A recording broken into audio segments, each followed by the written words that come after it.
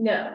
We don't have quorum, but that's okay, because anything that we do, if no one else comes in, Marty, anything we do will be brought up, if there is a letter, will be brought up at full board as new business. Okay, so we should get going then. And here's your quorum. Oh, we got a quorum. Lowell's, oh, and David, here we go. Excellent. And we're recording already, and Paul will be glad to know I looked at the scope of work document. What fun! We'll talk about that in a moment. And it's a welcome, everybody. For me, this doing remote stuff is I see a light at the end of the tunnel, so I can say welcome to you all. To the Waterfront Parks and Environment Committee. We've adopted a hybrid meeting policy whereby we meet both in person and virtually. All community board member meetings will require an in-person quorum to come to order and conduct business. Board members are expected to attend meetings in person unless they have a disability or extraordinary circumstance as defined by the New York State Open Meetings Law. I'm sorry about that. Excused committee members and members of the public will have to be able to participate virtually. Committee members who are joining via Zoom must leave their cameras on and not have the phones ring in the background. We encourage members of the public to enjoy virtually. The MCB4 hybrid policy can be found on the website, and this meeting is being recorded. Welcome, everybody. It's nice to see you. I'm looking forward to being with you in person. Thank you, Marty. I guess we'll get right into business. So from now on, or I shouldn't say from now on, but we are expecting at each meeting that Parks will come and just give like a little update. And then we can just ask whatever questions we want about any parks. We don't expect this agenda item to go fairly long unless there's something very specific. But if there was something specific, it would be a separate agenda item anyway, so we don't have to really worry. So Janine, I don't know if Parks is on. I don't think it's Matt. I see Paul Evans in the attendees. I brought him over. Perfect. Hey, Paul, can you hear me?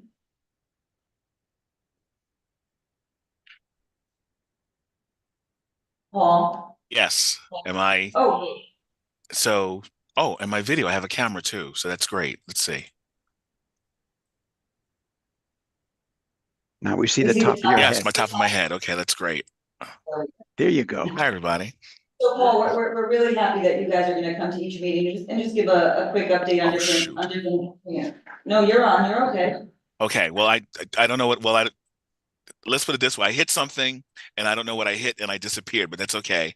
But if you can see me and hear me, I'm going to continue. We can do both. So we're glad you're here.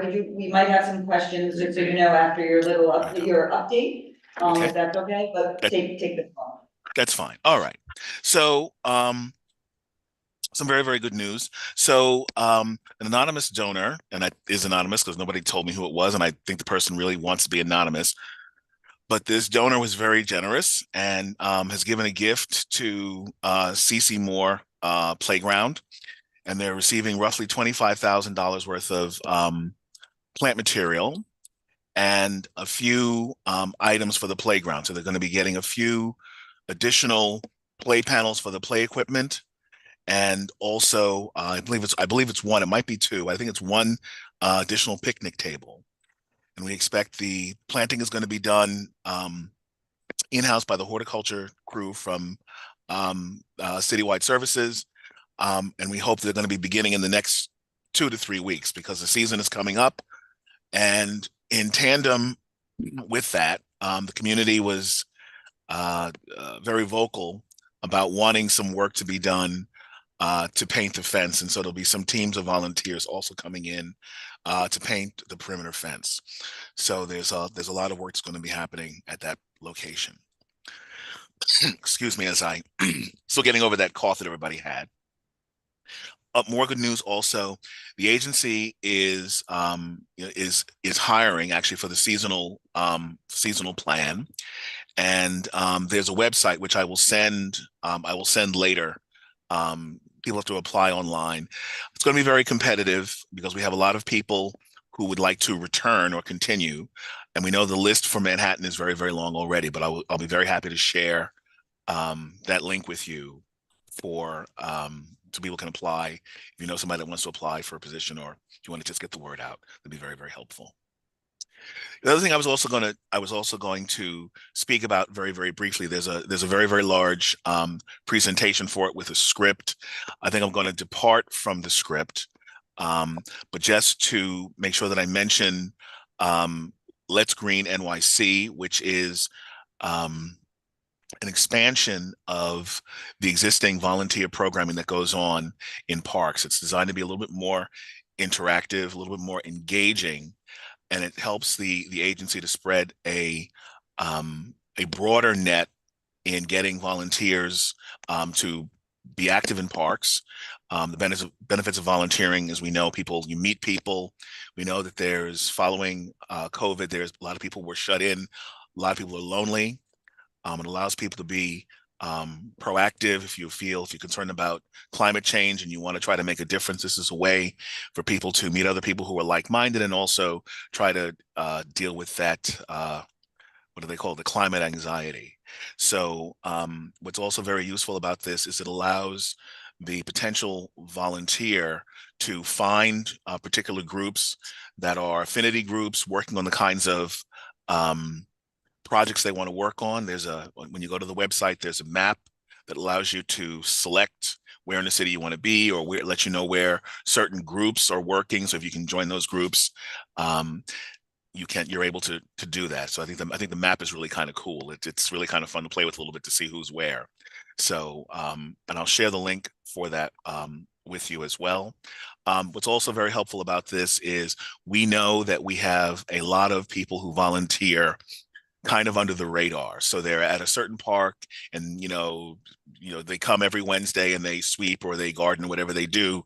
But those people, it tends to be we really only know about them in the district. We don't really know about them. The agency doesn't know about them. So this also will help us to really track and account for all those many, many hours of people who really help us to keep the parks, who are interested, and help us keep the parks looking the way they do. So I'll be sending all of these links, and I'll be very happy to do the PowerPoint presentation for Let's Green NYC at a future date. But I wanted to make sure that I mentioned that so that everybody knows about it, and I'll send you the links shortly.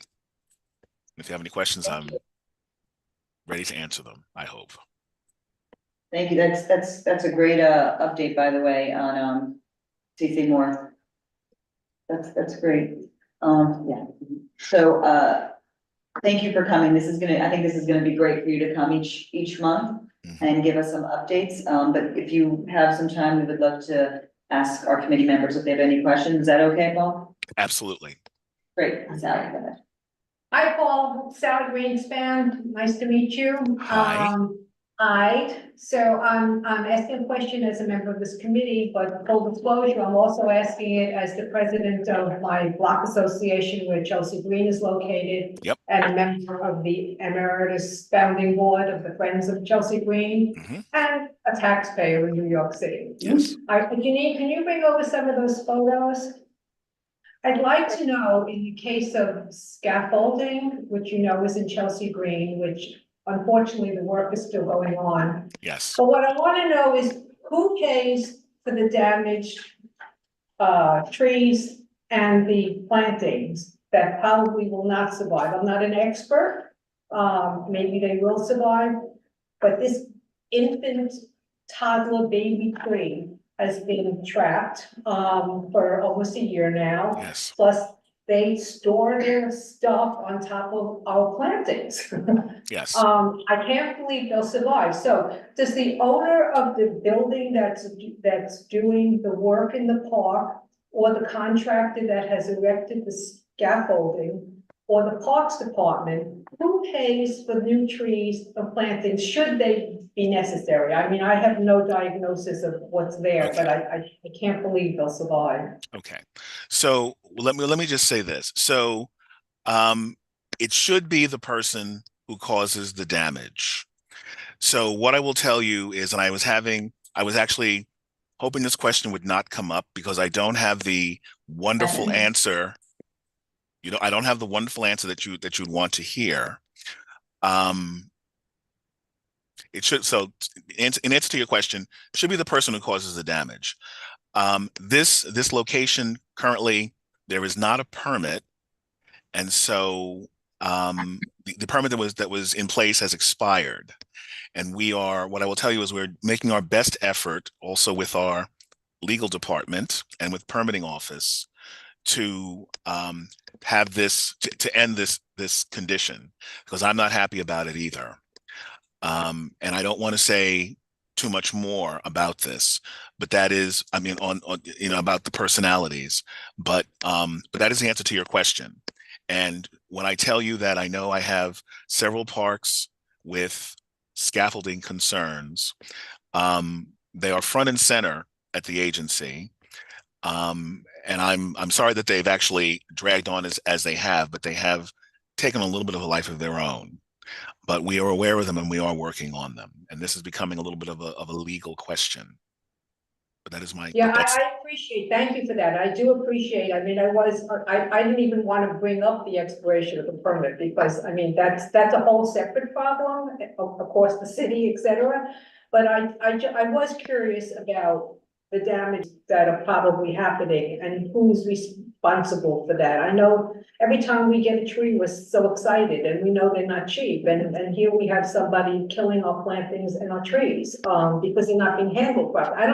Who's responsible for supervising the garbage that's on top of our plantings? well, let me just tell you what part of the issue with this particular location is the building was sold. And therefore, the original person who was doing the work on the building and got the original permit and was doing their work with good due diligence. And most of the time, when we give out a permit and a tree is involved, we make provision for people to protect the tree or to work around it. And I think that was fairly much the way the condition was at this location until now. I think that I think it's fair to say, and I hope you would agree with me, that this is a relatively recent occurrence since the transition. And so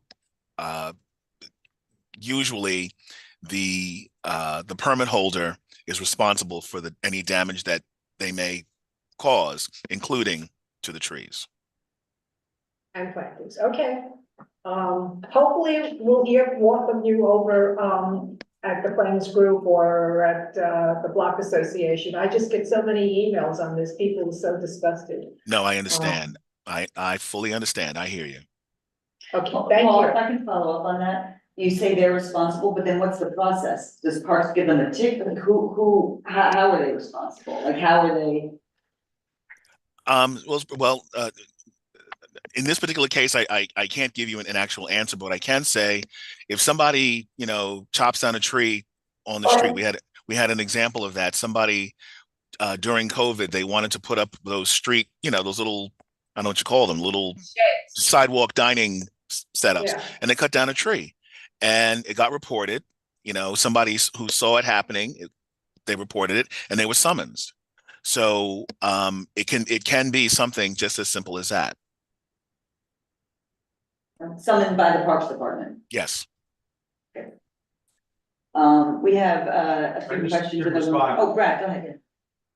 So usually when you go for one of those scaffolds, you have an adjacent property agreement, which has to be signed off in order to get the permit for both sides because it's protection. And so the park would have an agreement in place or the neighbor in place. Number two, usually beforehand, they have, just like Paul said, there's a whole program of protecting, boxing the tree, you're keeping the bed clean. And the third thing is, after it's done, they usually, I've dealt with parks or on the street, they send out an arborist to check that tree's been damaged, and then there's fines. A lot of times the developers have to go and buy another tree as well as the fine. So it's pretty standard, but as Paul said, in this case, when you got transition of ownership, they're just caught in a bad moment. They're caught in a bad moment. Is that helpful, Sally? Here. Yeah, I mean, it is what it is. I just, yeah. And And a lot again, of times, Sally, as you know, when the building's working and they're working on the facade there, there's the project manager or the company there, you could say, let's clean it up. They usually react pretty well. Cause they don't wanna have a problem. So it just seems to be a tough spot, Sally. Okay, thank you. Thank you. Candace and then we'll. I have two questions. One also had to do with the trees, with the scaffolding. But I was told DOB and DOT was for the scaffolding supposed to report it to, not Parks, because I reported a couple that have seen it actually happens, damage to the tree. And they told me DOB and DOT I was supposed to report to, not Parks. This is in a public. Because of scaffolding, but because of it's just scaffolding because of the trees, even by the parks. Let Paul talk, but Yeah. go ahead, Paul. So the permits actually are issued by the affected agency. So if this were just something that was going out onto the sidewalk, then it would be DOT, probably also maybe DOB. I think what's happening is a lot of scaffolds are going up because there's a requirement that landlords make sure their facades are, I don't know what the precise law is, but that their facades are not crumbling off into the street and harming people. So everybody's putting up scaffolds and they're trying to do the repairs. But some of these repairs actually are adjacent to the parkland. So in this case, that wall on that garage abuts the parkland. And so if they're going to erect anything that's going to be standing in the park and the footings for the scaffolding were in the park, they need a permit. They need a permit from us. And so that's why Parks was involved in the original permitting for that location. So it's always the affected agency that has jurisdiction over the land that issues the permit. So in other words, it's much more complicated than it really should be. Easy question, when would the water fountains be turned on? When will the water fountains be turned on? I know better than give a precise date, but so first of all, let me just say it is still March. It is still March. But Still March. it is still March. So I would hope not too much longer. I mean, obviously we had a very early spring. I don't think anybody really expected that. So I will tell you what my mother used to always tell me. I will say shortly. Thank you, Bob. Let's wrap it up with Paul. Paul, specific question about a couple of tree pits that have been on the list for over a year now. Okay. In front of 555 West 23. There are two empty tree pits where dead trees were removed, and I think we're on the list. But can you make sure they're still on the list and moving up the Sure. list? Sure. And what's that in between? You said 555 West 23rd? Yeah, between 10 and 11. Okay. I got to visualize where that is. Well, I'll Across from U-Haul. figure it out. I'll have to. Using yours. I beg your pardon? It's by Chelsea Waterside, which isn't your park. Okay, but if it's a street tree, it might still be under city It's forestry. Yeah, it's street tree. I will ask forestry, and we'll see where we are. Thank you. Thank you, Paul. We have one person from the public, Christine. Yes, thank you. Sure. Could you tell us how many trees are going to be planted this season, either in Manhattan or even in CB4? I can't tell you that answer. Part of first of all, I don't know, but I also will tell you is there are several different programs for planting trees. They may come from different initiatives and different funding sources, and also it may depend upon whether it's a tree that's going inside a park, whether they're going to be street trees. So I haven't got an answer. I haven't got an answer for the precise number. What I will be very happy to tell you about, and I'll ask this question, is whether or not there are any tree planting initiatives coming up for this season and for things that we should be watching for. And that's the best I can do on that. Why do you want to know the precise number?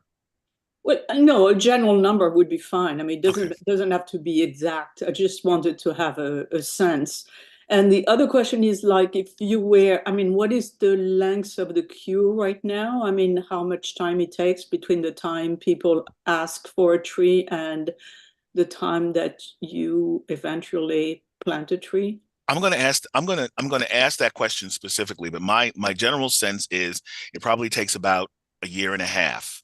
And the reason is because when the request comes in, it may not, the request for a tree at a certain location, they come in very often through 311, for example. But if they're not on the list to be planted during a particular fiscal year, that means they get, bumped to the next year. And then we only plant in the spring or in the fall when the trees are dormant.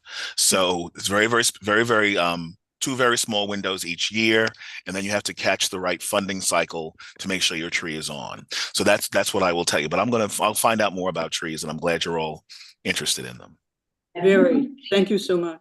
Just as a reminder, I know Jordan in Eric Botcher's office was locating or identifying spots that did not have trees or that they were removed and not replaced. Also, maybe in the Million Tree Project or whatever the project is It called was now. originally called into Jordan, and we were told we were on the list, and it's coming up on a year and a half. So.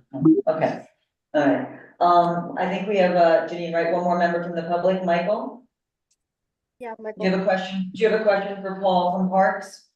No, just a comment. I wanted to thank Paul for all his work. I'm a super tree steward. I went through the training with Jason Stein years ago. I continue to submit requests through the Request a Street Tree portal. I probably submitted close to over 200 street tree requests, so I'm very excited for this conversation. I will take note that a building across from my home, I requested these 3 plantings, but with the new development that went up, they did remove the baby street trees. I'm sure that they're going to replant them across from 555 10th Avenue. That's not the address, it's right across the street. I'm assuming if that was an odd number, it would be an even number on the other side. But they did remove those 3 street trees from that periphery of the building. And that's it. Thank you for all you do. Thank you. What's the cross street for 555 10th Avenue? 40th and 41st. Okay. And somebody should be playing 555 because it's come out twice today in our conversation. Oh, wow. That's exciting. I was told that they could not plant because infrastructure underneath, but that's really exciting if they could. No, you missed my allusion to the lottery, but never mind. Thank you, Michael. Thank you for coming. Thank you for your comment. Paul, we appreciate it. We can always obviously follow up offline on these things, and then we'll see you again next month. Great. Not soon. Very good. Thanks, Paul. See you, folks. Bye. Frank waiting so patiently to give an update on I think we are looking forward to an update on Pier 94. Yes. Hello, everyone. I'm Frank Benora with Vornado Realty Trust. Thanks for having me tonight. The last time I met with some of you in person was just after our groundbreaking in October of 23. And we felt it was a good time for us to meet again, give you a project update. There are 2 topics that I'd like to go through tonight briefly. One is just the construction progress update, give you a sneak peek of what's going on behind the fence. And then secondly, we are about to resubmit a minor amendment to our PDC submission. When we were granted approval back in 2022, the graphic or color scheme of the lenticular screen wall at the Pier Shed building was left as an open item, and they allowed us more time to think it through and come back with a final concept. So we have something that we're finally happy with, and we wanted to share that with you tonight. And our goal is to hopefully have your support and receive a letter of support so we could present that to PDC prior to the April 15th meeting.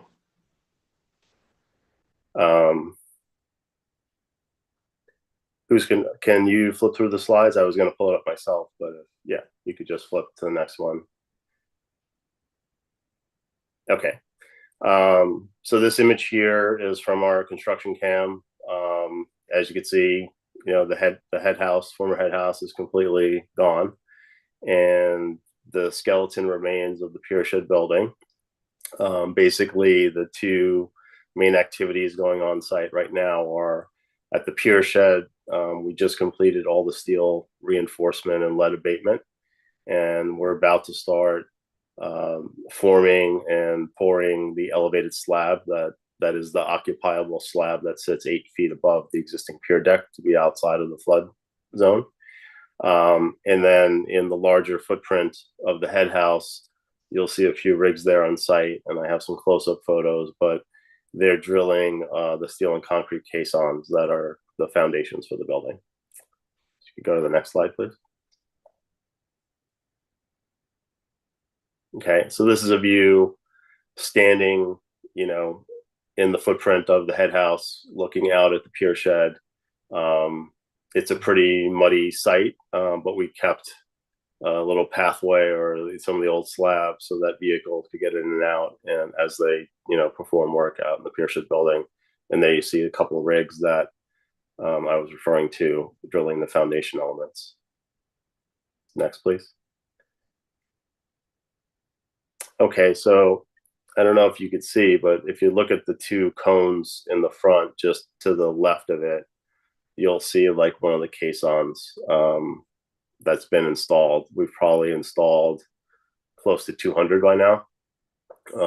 So we're probably like 3 to 4 weeks away from having all the caissons in.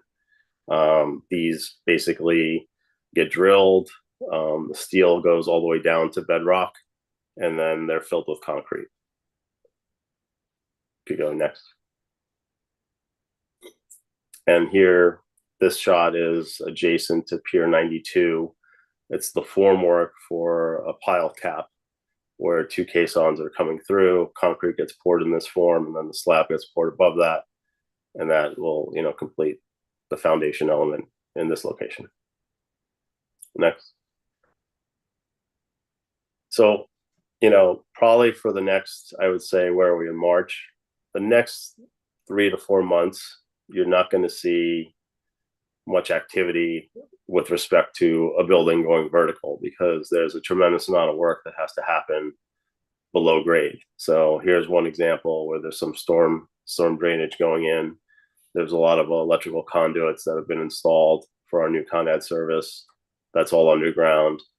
I mentioned the piles and caissons that we're installing. So, you know, that's a big chunk of work that, you know, when you look at a site, you're like, oh, you know, when am I going to see a building going up? But, you know, all that work has to be done, and it's always tough, you know, getting out of the ground. So I thought it'd be helpful to share some of these behind the scenes photos.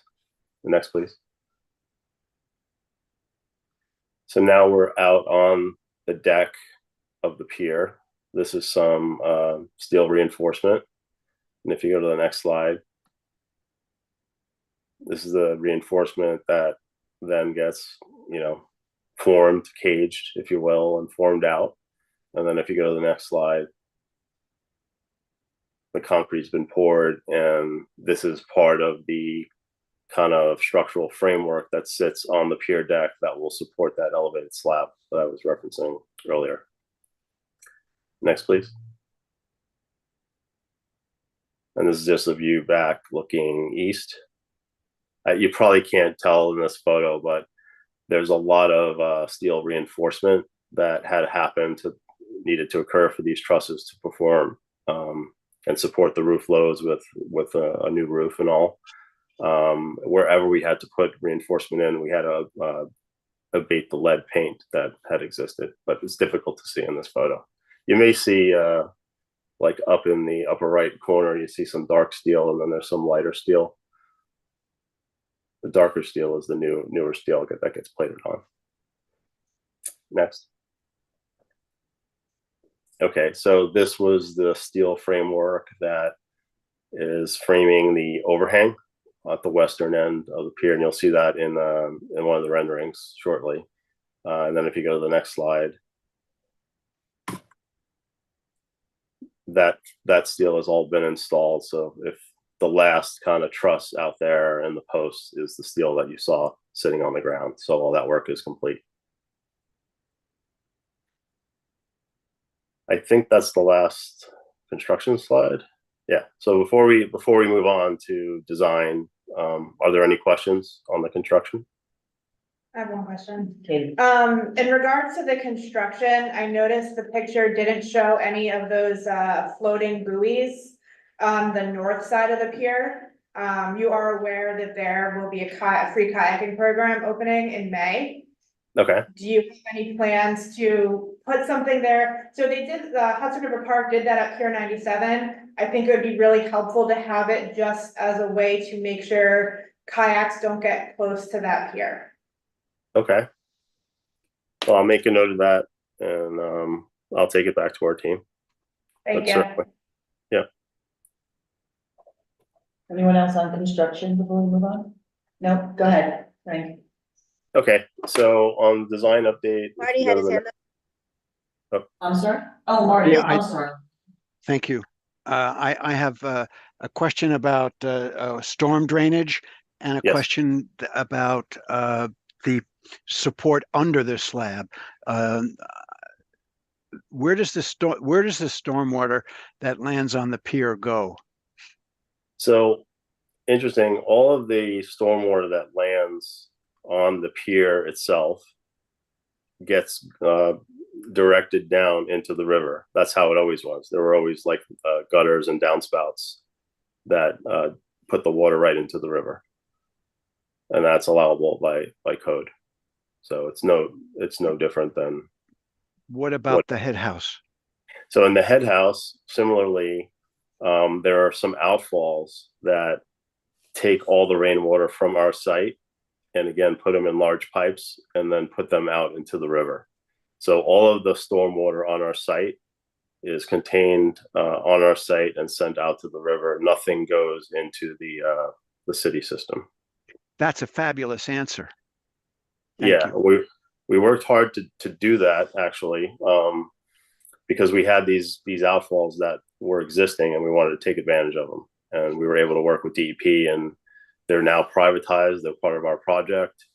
EDC is actually rebuilding one of them that was collapsed, and that work's about to commence probably in the next couple of weeks. So we're going to have all new infrastructure below grade to handle this. But the scheme is basically the same. The water goes to the river. It would be really a shame to mix sewage with stormwater that could go directly into the river. Yeah, and sounds like what you're doing. Would you say a little bit about the pilings under the original slab? Did you not have to reinforce them? You're talking on the pier deck itself? Yes. Okay. Well, we went through great lengths in the design process not to have to do any structural upgrades. Now, in our negotiations with EDC, there is a 24-month, 36-month, and 7-year maintenance program where they're taking all the timber piles, they're jacketing them in fiberglass, and they're filling them with epoxy, basically freezing the structural capacity and time so the marine borers don't get in there and continue to whittle away at them. But we conducted 8 load tests on the pier, and the pier originally was designed for like a 600-pound live load.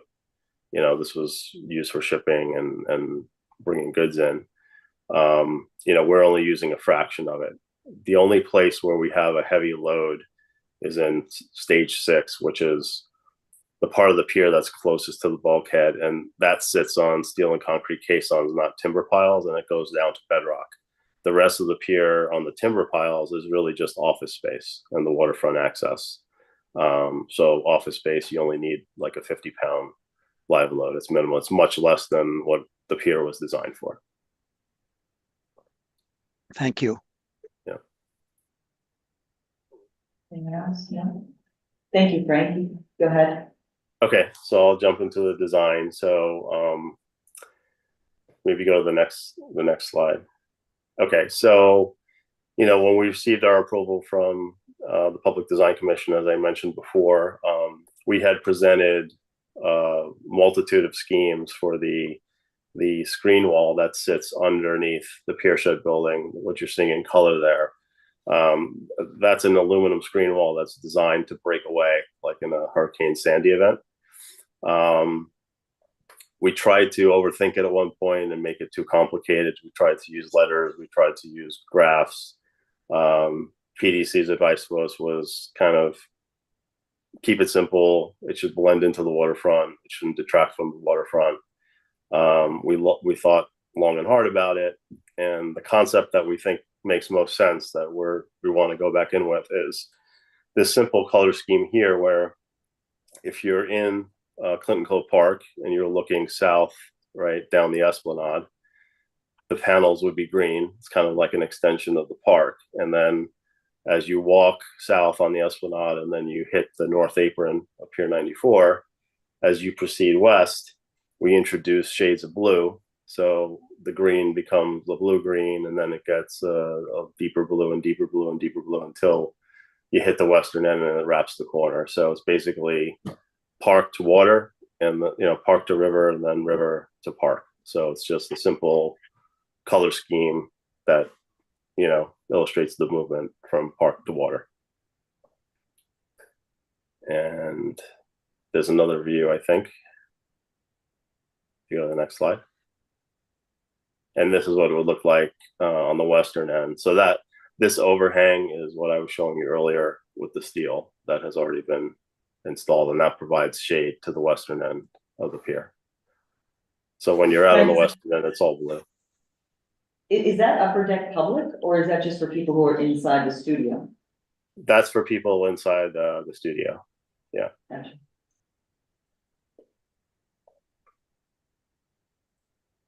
So that's really it. I mean, it's very simple, but we wanted to share it with you, and if we could get a letter of support, that would be great. Well, first, I don't know if there's any general questions. I don't know if we'll have a letter out of this, but we can discuss that. Any general questions about the pier or Matt?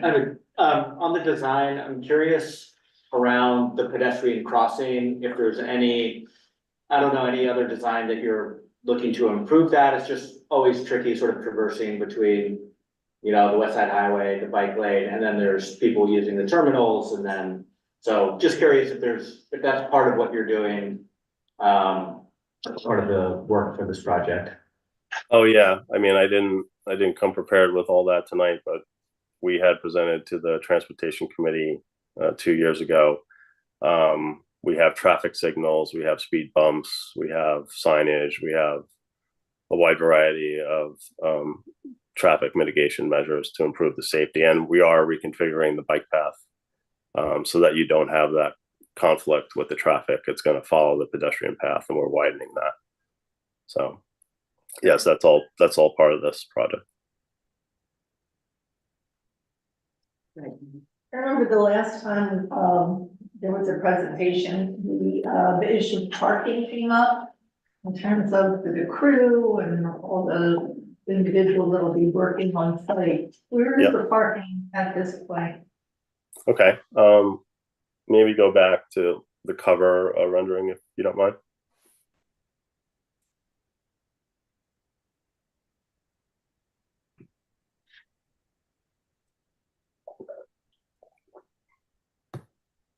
Okay, so what you see here in the foreground, there's one entrance in, right? And then you come into the site, you make a left. There's a drop off, what we call the lantern, which is, the glass box that kind of projects out. That's the main entrance. But if you drove past that, you can't see it in the rendering, but if you drove probably 75 feet beyond that glass structure, there's an entrance to the parking garage. The parking is not below grade. It's pretty much at a couple of feet down of the existing grade. And what we did is we took advantage of the fact that the building had to be elevated 8 feet to meet the design flood elevation requirements. And we're just digging down a couple more feet to get the proper clearances. So all that parking is below grade and kind of concealed from the public. It's not a public garage. It's just for employees. Right. Anyone else? Candace? I have a question on how do you exactly get to the pier part from the front of the building, like as a public? How would you, I see kind of, is it? Yeah, you could actually see it best in this in this image. So if you see the winding paths, right? Of, Here. of, It's of on Clinton, south. The of Clinton. south, you have to go up past Pier 92 to get to 94. Yeah. Okay, there's nothing on the other side. Okay. Oh, I'm sorry. You were asking a different question? No, I see the access from the Pier 94 part, but nothing on the other side, Pier 92, the south side of the pier. There's no access. There's no access, just the north It butts side. up against the. Okay. Yeah. Anyone else? Questions? Brent? I'm sure Marty's gonna say, but that's a massive roof. We asked for solar. We were told that everything weighs too much. We've been told, I think our former chair could say, we were told that those piers were destroyed. They couldn't do anything. That's why it sat for so long. It's really interesting to find out, of course, that they're just wrapping the wood and there's no solar panel on here. I don't see a windmill. I don't see anything. I thought there was, isn't there solar on the? Is it on Yeah. the main? The big Pier 94 one? Yeah. We have All the way solar. down. We have On the solar pier. on the footprint of the head house roof, which is probably close to 90,000 square feet of area that we have solar on. So yes, there is solar. We did not put solar, although it would have been a great location for it. And we debated hard about it, but we did not put any solar on the roof of the pier shed because those trusses really didn't have much capacity to hold anything other than their own weight. So, you know, it really would have been cost prohibitive. We probably would have had to rebuild all the trusses and probably would have imposed a lot more load down onto the piles. Again, we tried to keep things to a minimum, but we did achieve solar by incorporating into the head house roof. So Have you looked into the stand-up circular wind? Maybe those could be added? we did not, no. And we've also, not to change topics back, but we know that technology is changing and the weight of these solar panels are getting lighter and lighter. So if and when the day comes that they are much lighter, we are open to, you know, expanding that onto the pier shed roof, especially the other side that you're not seeing here that faces south, because that's the perfect location for solar. Yeah, Frank, I'm glad you said that because it took the thought right out of my head. That was my next question, because technology is changing so quickly on this. That if it is, if it can be equipped in the future for the lighter solar panels, and you just answered my question, I think, right? That you guys would be open to. Yeah, we've discussed it. You know, it's not there yet, but the day will come before you know it. Okay, great. Oh, I'm sorry, hold on, Brad. So what's the lighting going down? We saw the panel that they want, but what's the lighting? Frank, do you want to tell him the good news on the lighting? The If lighting. there is, the lighting, you mean like for the cats? Yeah, and then also down the full pier, past the head. The lighting on the. See the blue, where they came to us, see the blue-green Mhm. breakaway? What's the lighting there? What We have, you know, hours yeah, and- maybe if you go back to the other view, we have like a linear light that sits in a recess above those lenticular screens, like below the slab, below the elevated slab. I don't know if you could zoom in a little bit, but you won't see the light fixture, but you'll see like a white line, that's the slab. So kind of tucked below that, there's like a linear fixture that grazes these panels with light. And also so Frank, I don't know if, poor Frank, and I apologize, I've been bothering Frank on email. About getting, channeling you, Brad, and for the path lighting in the park or around, you know, the front area of the pier. To try and do all solar, no electric. And Frank was nice enough to send some prototypes of like kind of what would look good, what wouldn't look good, and that they were thinking about it. And Frank, I think Frank, you said you were gonna go back to your team and see if that was doable, but that it was definitely being looked into, right? Yeah, it's certainly doable. Just my recommendation is let's wait until the building is complete and operational and the lighting's in place, and then we'd like to measure like the light levels and then come up with the right design based on the existing condition, post-construction, basically. I think it would be difficult and premature to kind of do that now without the building in place. But certainly the prototypes I showed you that were the really nice classical looking lampposts, they would be great in the park. And then maybe there's some other utilitarian type light fixtures that might be better suited where the bike path crosses under the viaduct.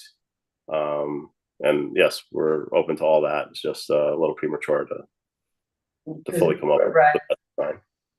That's okay, Brad, you would be surprised how many different prototypes, like the one that there is a post and the solar doesn't go like a panel, it actually wraps around the post. So many. And there's so many different, but I think what he was saying is we'll decide on which one when we know where the shadows will be, when we know where the sun kind of hits, and I think that's what. Plus, we have lighting on our building, so it's going to be different than what's out there today. So let's just wait, and then we'll go do an evaluation, and certainly open to the idea. Great, go ahead, Ron. Frank, I'm curious, about the solar panels. Have you guys not made a calculation of what the energy needs are gonna be of this whole complex? And do you have a goal of how much should be provided by solar energy? So, I mean, we have a consultant that specializes in solar that we've just contracted with. So they're formulating the details of that design now.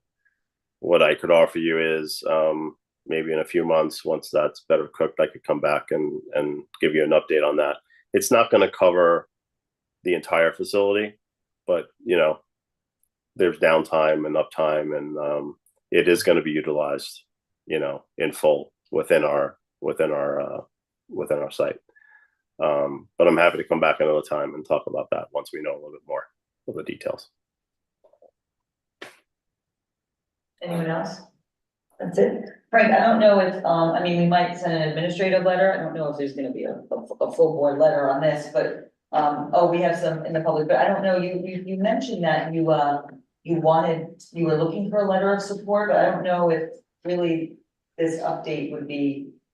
Well, anything, it could even be an email from you saying that thanks for coming and presenting the design. We like it. We support it, something to that effect. I don't think it needs to be anything fancy or formal, just something that we could add to our files with PDC. Because they did ask us to engage the community, and we just want to make sure that we followed their direction and we did engage with you. Gotcha. I have to say, it's hard, they gave us one photo of a line. I was gonna say, there's really much of an update. Vornado, they could give us some renderings, something to actually have us look at, different directions, it's a line. Can't see anything. We have no scale, we have nothing. We don't have the lighting protruding on it, we have nothing. I'm not against the design, but it's hard to give a letter of recommendation for a picture 350 feet away and no other details, nothing. So I don't know, I can't vote this. I'm all for it, but they knew they were coming here today, they could have presented us something. It's hard for me to hear when I was just told that they did the calculations, yet they just put on a solar specialist. So I'm not following the logic. You're designing the whole building, you know the weight of things, and then now we have a solar specialist. It's very interesting. That's all I'm gonna say. Frank, do you wanna comment on that? Well, the way these solar systems work are they're basically companies that specialize in this, that do design build work essentially. So we wouldn't go out and start outsourcing panels because that's not within our area of expertise. But No, Frank, that's not what I'm saying. When you design the load for the engineering and construction, you know what the panel weighs. You have some insight from experts on how to lay this whole thing out. I'm not saying I know now you're going to award the job, that's different. But earlier you said we couldn't handle the capacity at this time. So I'm just saying, it's, that's totally not correct. But really, you're here for a vote on the panel, and we got one photo, is what I'm saying. And it'd be nice to get some other renderings to actually know what this thing's gonna look like. That's why I asked about the light. Okay, I thought we provided 3 renderings tonight, but I don't know what else you're looking for. We could send you a link to our construction documents if you'd like. I don't know. I think we have 2 people, from the public, Frank, Christine, and then, Arnold. Yes, Leslie, thank you. So, Frank, we would love to hear you at the Transportation Committee whenever it's time and you have started to do some work on this, on your area. So it's an open invitation. Okay, yes. Okay, thank I you. accept. Arnold? Yeah, can you hear me? Yes, thank you. Okay. Go ahead. Frank, you said it would be raised 8 feet for the structure, and that's going to keep the water out of there. Can I try to share my screen for a moment here? No, that you Okay. cannot do. Okay, I won't do that then. I put up a what do you call it? I looked up a map of the Hudson River. Hudson is expected to raise between 2 and 4 feet, and maybe even as high as 6 feet in the next 100 years. And your building will be 8 feet, so it'll be above the water. But I looked at a map a few minutes ago, the screen they won't allow me to share over here, and I saw the surrounding landscape around you is going to be underwater. So you'll be 8 feet above, you know, the water plane, but you know, they have to take a boat to get to the Pier 94. Can you explain to me what's going to happen? You're saying the park would be underwater?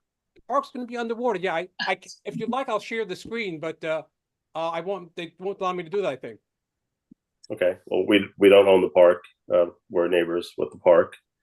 We were required by code to meet the current building code, and that's exactly what we've done. The code says we need to elevate the building 8 feet, and that's what we've done. Okay. Actually, I'll take that back. The code said we need to elevate the head house 4 feet, and we brought it up to the 8 feet to match the pier shed. So we went above and beyond what was required by code in the case of the head house. Okay, maybe it's a question for the committee then. They're going to be there, but are people going to have to take a boat to get to Pier 94 at that point? You know, if these projections are correct. You know, I would say, Arnold, you actually have a very, very valid and good point. I think that is a question for coastal resiliency and what the federal government, with the local and state government, are going to do as far as coastal resiliency in general, not specifically this pier, but to protect all up and down the Hudson River coast. Do you have another question or comment for? No, that covers me. I'll get off here. Thank you. Thank you so much. So Frank, thank you for coming. If no one else has any comment, I do have to say, I was expecting a little more, and I know, you know, there's not much, it's an update, right? You showed us kind of what was going on, what's in the ground now. One question, I'm sorry, just to refresh my memory, I have this somewhere, but what is the timeline again? It's like a rough timeline. The timeline is fourth quarter of 2025. When do you start on the actual building of the front or scheduled?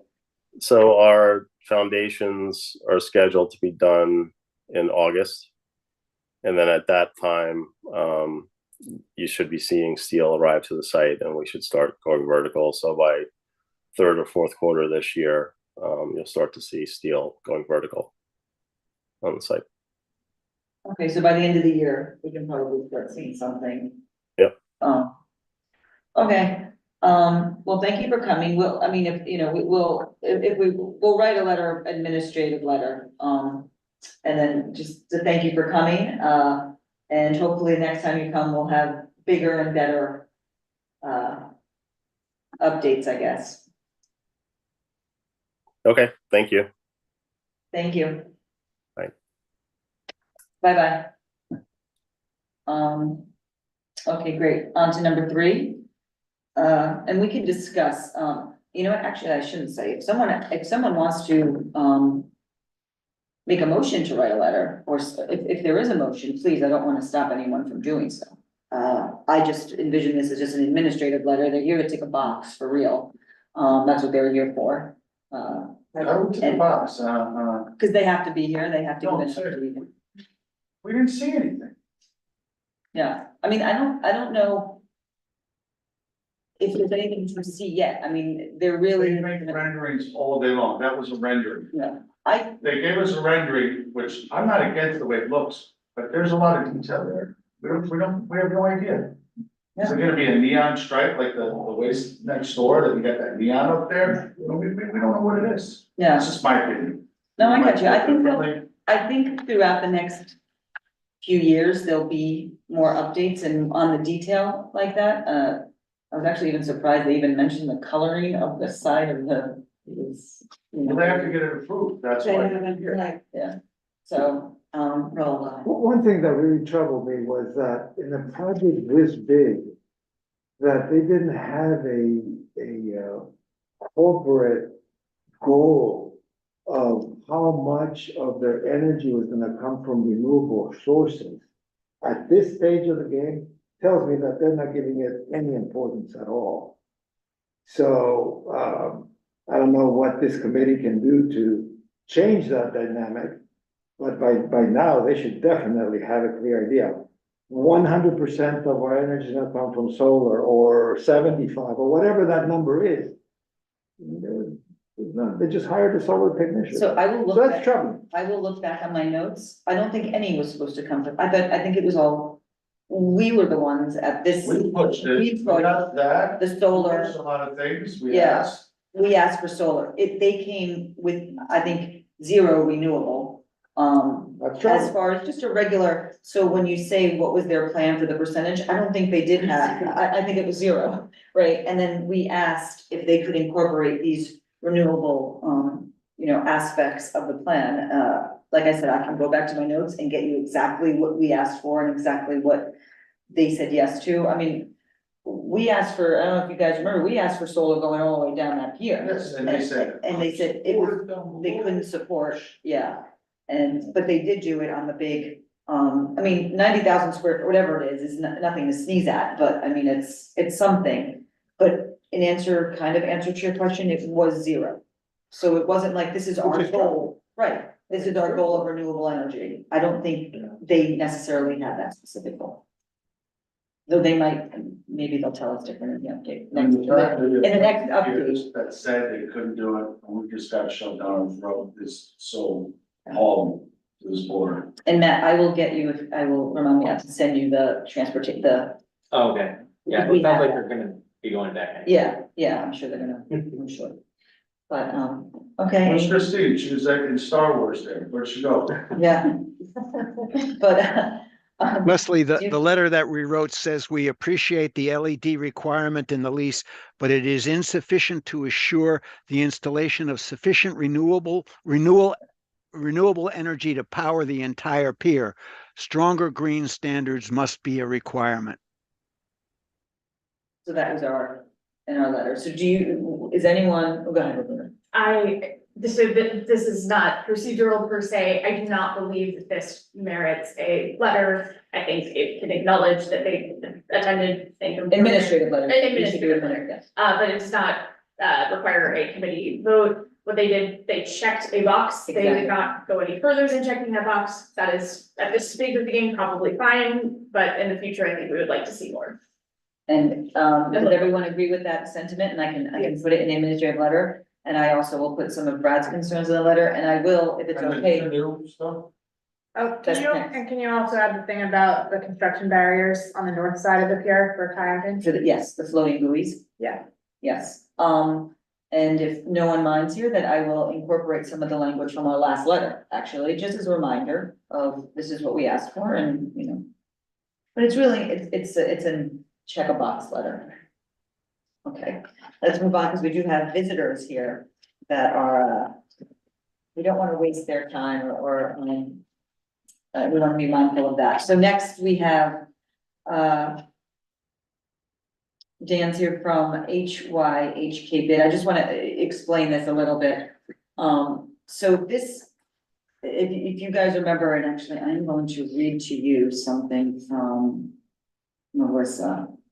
When we had our letter about the syringes And, we were concerned about that there wasn't enough collection where they're pumping up. Anyway, subsequently, after the letter, or we talked about the letter and the letter went out, we talked with some, people at the bid, and they were saying that it's also a problem at the Canoe, this area of the Canoe at 36 between 9th and Dyer, around that area.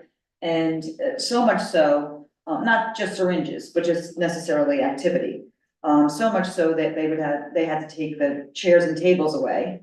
And I don't know if anyone remembers, but back when we were talking about this and that little sliver of space it was like, this is gonna be a great little public space. It's just something, back to the neighborhood. And unfortunately, it really hasn't materialized as anything that's really useful. And in fact, I think it's kind of been really tough on the bid to keep that up. And as a reminder, it is a Port Authority owned piece of land and the bid just maintains it.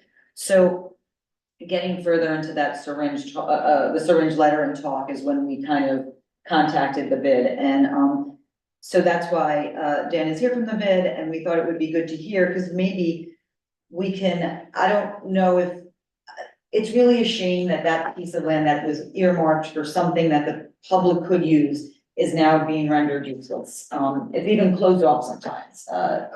Can I just pause you there? Yeah. It is not a failure by any stretch of the imagination. I have a direct view on the Canoe every day. And what it is it's a passable thoroughfare going east-west along 36, where there used to not be one before. Exactly. But the goal of putting tables and chairs out there isn't really panning out because of the narcotic activity in the area and the concentration of social services there. So it's kind of working, but we're just having to Well, Brian, that's what we're here for. Yeah, I mean, that's what we're talking about. We're talking about what can we do to make that space, that it's a safe, clean space that was, I think, earmarked. I wouldn't say it was supposed to be a park necessarily, but it was supposed to be a nice usable space when we kind of scratch and claw for every little outdoor space that we could get. So Dan, if you want to just explain, go ahead, Alistair. You can go up front and. Yeah, I will. I put some slides together. Yes, Janine, can you hear us? Yes, I can hear you. Great. Dan, do you have Dan's slides? Yeah, I'll bring them up. Possible for me to control the, move forward from here? No, she's gonna do it. 'Cause I don't have this. She has the actual, actually, I don't know. I don't know.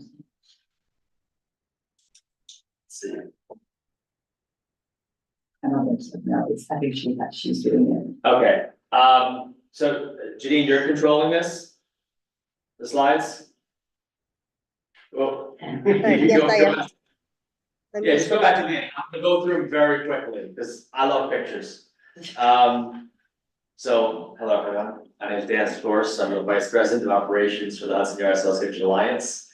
The bid goes roughly from 30th Street to 42nd Street, 9 to 11. We also are the full maintenance and operations partner for Bella Apple Park, where the center train station is. And Leslie asked me to come talk about the Canoe, so I put some slides together and then we can just talk. I'll make it fast. Eugene, you can go to the first slide. So this is what it looked like. Christine will probably tell you exactly when this was, probably, I don't know. Pre-Hudson Yards. Yeah, maybe 2010, 2008, 2005, somewhere in that range. Not passable, police parking. Next slide. So this is what, folks here and Christine Bertay really fought for, which is DOT, creating the sidewalk and the Parks Department planting all those trees. And then there was that Jersey barrier, which was beautified. This was how it looked more or less when the bid, came to formation. Next slide. So, the bid added some plantings, and then, Councilmember Johnson, at the time, gave us some money for some furniture, some custom furniture. Next slide. Then we got this public art, installed, which is really quite nice, I think. It was on DOT property, and then, it was 11-month, maximum, as you guys probably know. And they called us one day and said, you know, we noticed the sculpture's still out there, and we said, don't worry, we're gonna move it. So we moved it a few feet over to Port Authority property, and, DOT was done the line, so now it's permanent. Little tricks of the trade, next slide. Just another picture of what it looked like at a time, keep going. You can go ahead, Janine.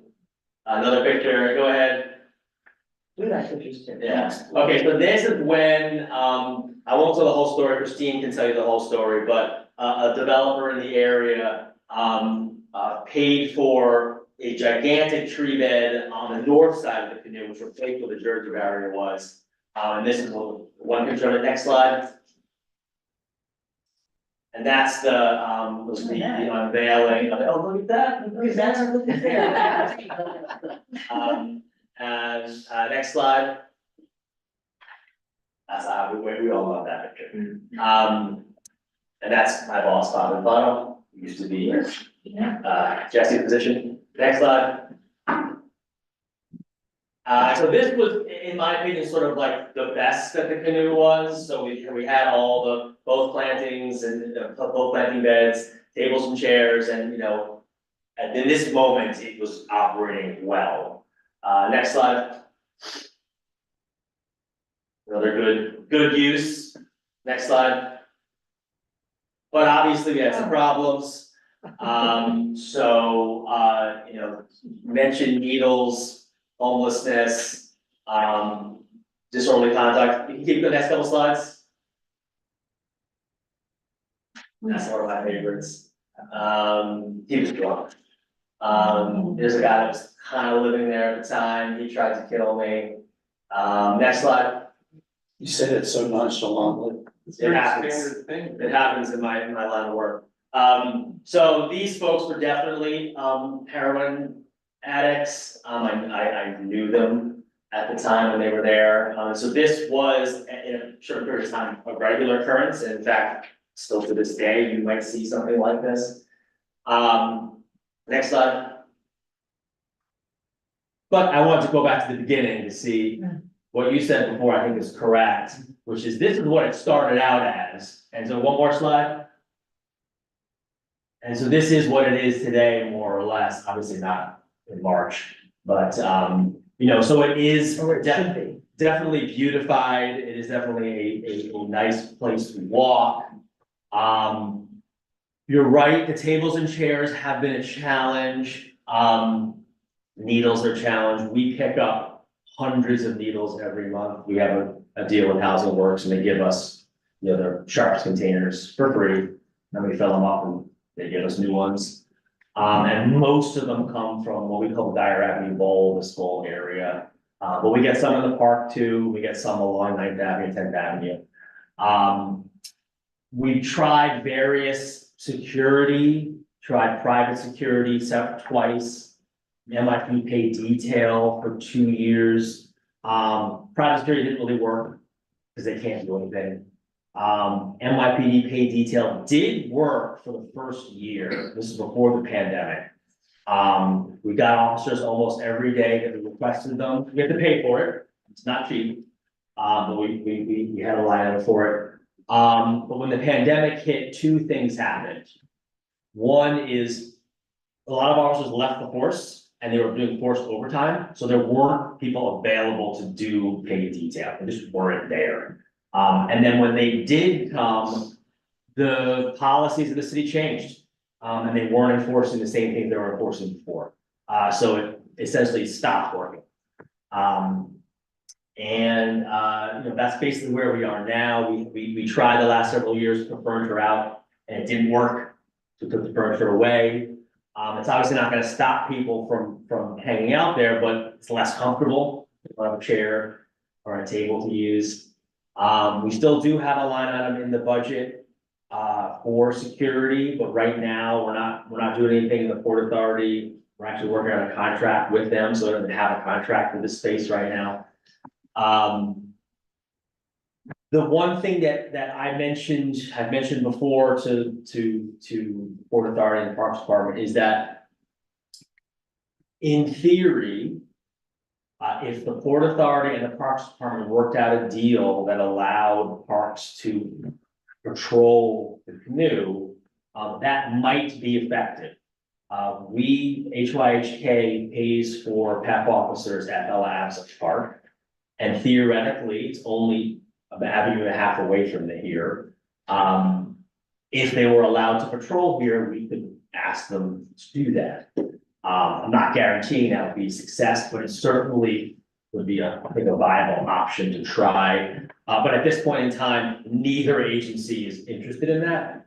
But that's just me asking them. Theoretically, you could ask them or council member to get involved, something like that. But it's a big lift because it's talking about the Port Authority and the city, and it's a thorny issue. But it is possible. The Parks Department does have agreements with other agencies to patrol non-city parkland. For example, Hudson River Park, it's not a New York City park, but PAP officers patrol it. Brooklyn Bridge Park, same thing. So it has happened before. There is precedent for it. And pay for that. So the bid, so there's a program called Contracted Services, the Parks Department has where nonprofits can pay for dedicated PEP officers. We are part of that program. We pay for PEP officers at the labs at the park. So theoretically, we could ask them to come here if they were allowed. Right now, they don't have the jurisdiction to do anything here. So, you know, that's just an idea. I'm sure there are other ideas that we could talk about. But, you know, Leslie asked me to come and I think Christine's probably still on. I'm sure she would have some comments about this, but I'll answer any questions or have any, yes. Well, hold on, before we go, the reason why, like I said, we asked, Dan to come and Marty, we're talking about it, it started from that syringe letter and kind of grew.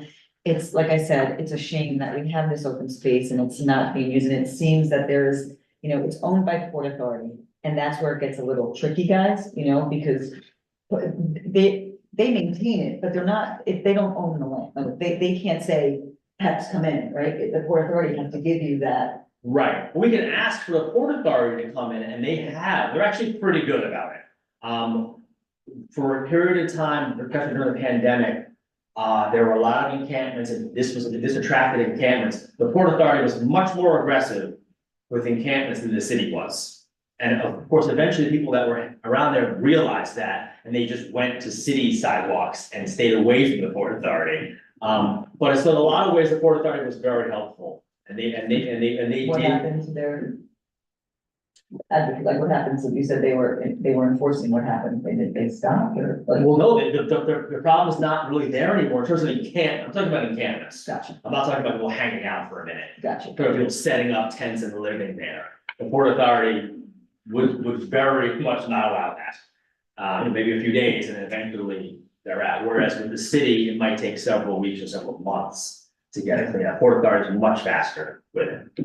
And they were much more harsh, just being frank with you. Yeah, they just threw stuff away. Yeah.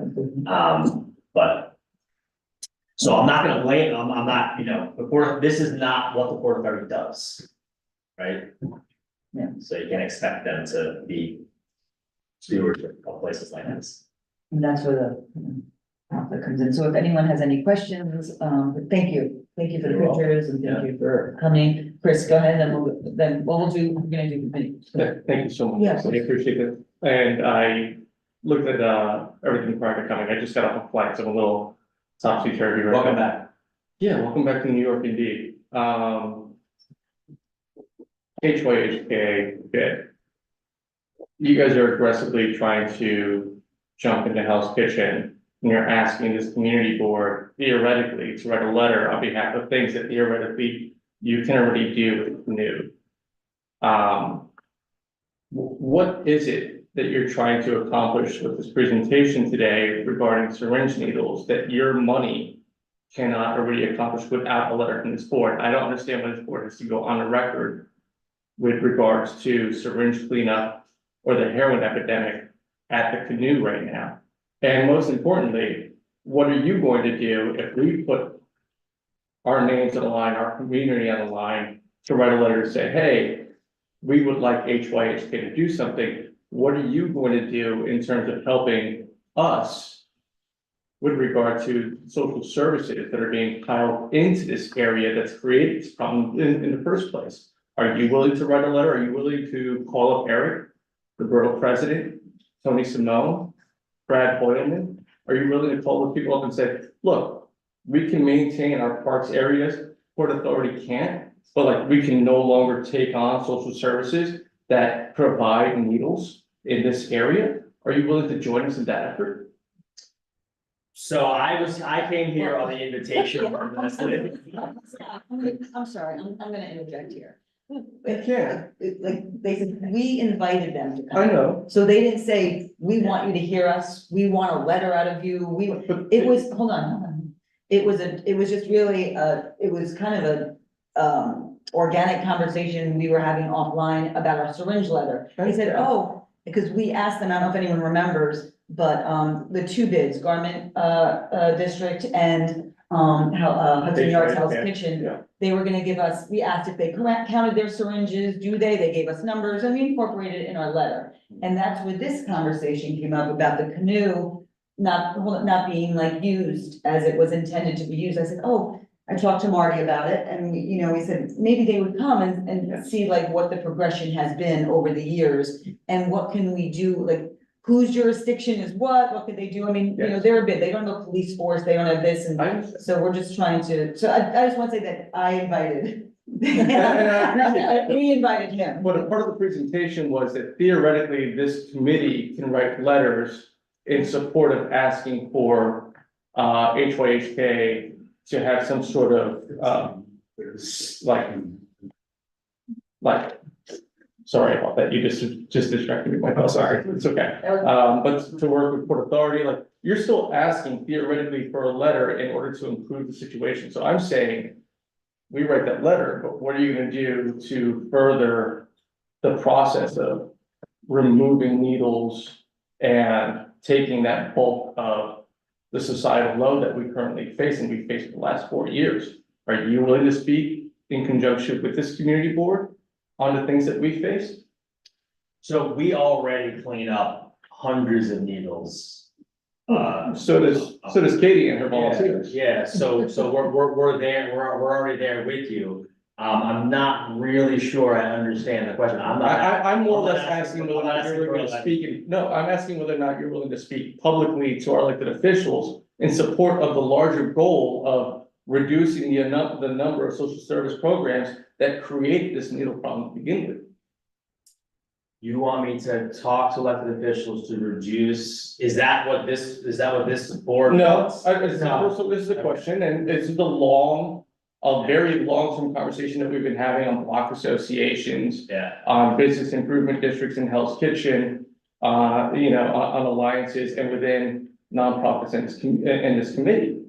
Yeah, I can't really answer that question. That's not really what I'm here for.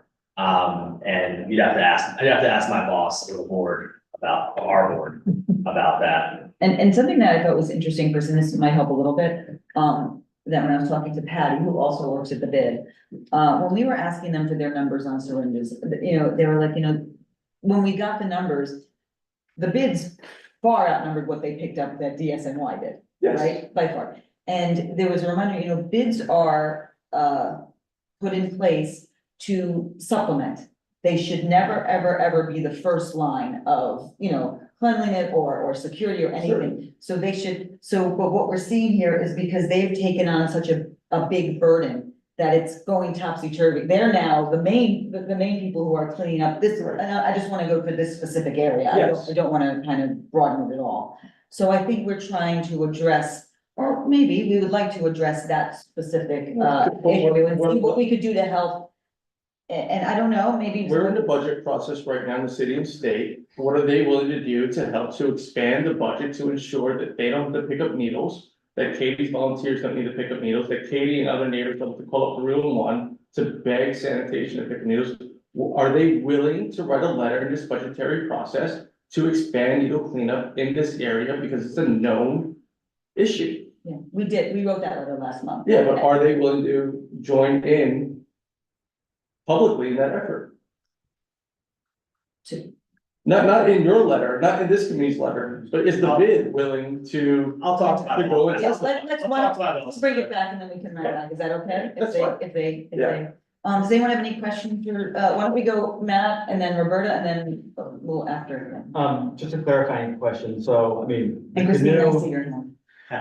the canoe is complicated because you've got Port Authority in the parks, and it's like, who does Yeah, what, yes. where, and you're kind of just shifting things around, so I'm just, to clarify, I mean, it sounds like the PEP officers would be helpful and effective, but I'm just wondering, like, in what sort of quality of life issues do you think they could be helpful with? Is it syringes, or is that? Or is it- Absolutely. Okay. So PEP is very effective with the quality of life issues that you guys care about. If someone's there at 3 o'clock in the morning shooting up and drops a needle, no, PEP's not gonna help with that. But if you wanna sit down and enjoy a coffee in the canoe at 11 a.m. on a Tuesday, and don't wanna be, next to someone who's shooting up, yes, they would help with that. So it's very effective at Belle Absole Park. I'm confident that if the PEP officers weren't there, Belle Absole Park would look like those pictures I just showed you of the canoe. Because why wouldn't it? Especially the northern part of the park that's not as traveled as the southern part of the park. And it's not an issue of funding, it's really like, they don't wanna do it because it's Port Authority property. Well, no, they can't, it's not a park, they have no jurisdiction. Exactly, that's what I'm Yeah, saying, yeah, they because it's can't. Port Authority property, so. Yeah. But there's precedent because they're in Hudson River Park. Correct. And they, Correct. and do you know, But I've asked them and they Yeah. said no. right, I understand, I heard Yeah, that yeah, part. yeah. Wait, I'm sorry, because they say it's not technically a park, is that what their reasoning was, or? Yeah, they just weren't interested. They weren't, they But it were wasn't like, a this question of isn't, funding. this isn't, at first they told me this isn't park enough for us. So we made it look more like a park, and then they Right. still said no. I see, But we didn't even ask the Port Authority, we didn't get to the Port Authority yet. right, We're right. talking about two. Yeah, I mean, it's a big lift, I'm not gonna deny that. But it's just an idea, there are other ways to do it too. The canoe is a challenging place, because it's nothing fronts it. It's surrounded by an entrance to a highway, an exit to a highway, 9th Avenue, and then another 36th Street, which is essentially another exit from the highway. It doesn't have a store, it doesn't have a place right in front of it, doesn't have any attraction. So it's just places people pass through. It's disadvantaged. And just one other question, are the tables and chairs currently out, like, no, maybe they're not out, seasonal, but are they gone? Have they They're not been- gone, we still have them. Right, but they're not used anymore on the. We're not using them in the canoe Okay. right now, no, and we don't have plans to do it Right. this season, Right, unless we right. can figure out security. Gotcha, okay, Yeah, we're more than happy to do it. yeah, I like it, people like it, most of the time it works. right, But when it doesn't, I get the call, my phone's actually ringing right now, which is kind of fun. Yeah, so it's not something that, it's something that we would love to do, but it became Yeah. more of a problem than it was yeah, worth. well, I like the idea of trying whatever hasn't been tried already. Right. And if it's not an issue of funding, that's even better, it's an issue of just a bureaucratic Yeah. sort of It's like a thing that we snafu. need We're in to this get weird past, area, and yeah. for us, I don't think it's a very big lift to make an ask like that. For the agencies, they'll need to figure it out, that's a different story, but for us, I mean, I think we should try whatever we can to help, so. Yeah. Katie, and then, Brad, then Roberta, then Raul. Hi, so I actually lived across the street from the canoe before it was the canoe, for 8.5 years, and it was not a great place at that time. Beyond the parking, there was a drunk guy that was always out there passing out and ambulances coming. I understand the idea of wanting this to be like a place where people could sit and relax. As someone who lived in that area, I don't know why anyone would want to sit next to the entrance to the Lincoln Tunnel, especially at rush hour when the traffic backs up all the way up to Northern Hell's Kitchen. So would it at all be possible, since, having patrols and everything seems difficult, would it be possible to adjust more of the canoe to be just straight plantings and leave a straight line of passable sidewalk on That's that pretty, side. yeah, that's pretty much what it It's is. pretty, okay, Yeah. so it already is pretty narrow, Yes. there's not a lot of space for people. It's not that it's narrow, ADA accessible. it's probably 10, 15 feet of Okay. pavement wide. It's not narrow. That's pretty much what it is right now. Yeah, but would it be, would having more area of it with plantings prevent something, or then the people would? Not really, as you saw in the picture, the guy sleeping in the tree bed. Yeah. By the way, I want one comment. You're right, it can be a crazy place, but at lunchtime, Yeah, it's actually pretty mellow, because it's not rush hour either way, and that was the prime time. It's actually a perfectly nice place to hang out. I don't remember what I said. Brad, then Roberta, I think, then Rob. Speaking to that point, have you guys ever envisioned of activating for lunch, you know, having a coffee stall there or something to draw business as the. Yeah, we're not allowed to sell anything there. No, I know, but there's a lot of things we're trying to change. Hmm. So if you guys, you and Bob had a real thought of what you really wanted to do, we'd love to hear your thoughts. Because now we can get behind something, maybe and fight for something. Yeah. Change over there. We thought about that. We have thought about, selling, having food or something there. There are a lot of restaurants already nearby. I wouldn't want to compete with them. Not a very good thing for this to do.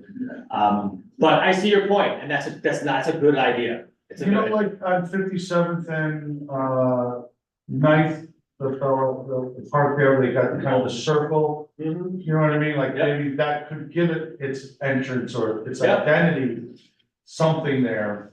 And So- also, It's a great thing to ask for in your Yeah, letter. balls and park, it's Yeah, balls and that's park, you know, the at circle. top, Yeah. just something to say, okay, let's kind of actually put an end at the end of the park or the beginning of it. At least, we're here to try to solve. Although a lot of people problems. complain about balls and parks, so I don't know if that's a good Yeah, that's idea. it, yeah. But I see your point, and that's a Yeah. great thing to ask the Port Authority to allow us to do, You know, or them to do. They can do it. Roberta.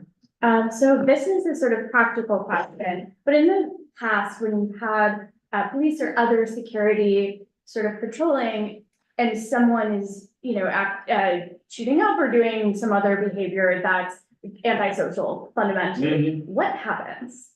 Great question. So now, at this point in time, NYPD does nothing. So you could shoot up right in front of them, they're not gonna do it. Dan, not true. You can't shoot up in front of the NYPD. All right, we don't do that. Maybe not, but it's during the pandemic, you go. Right, no, legally and always, you can't. That's the law. Oh, I know, let's just be clear, because we're on public record here.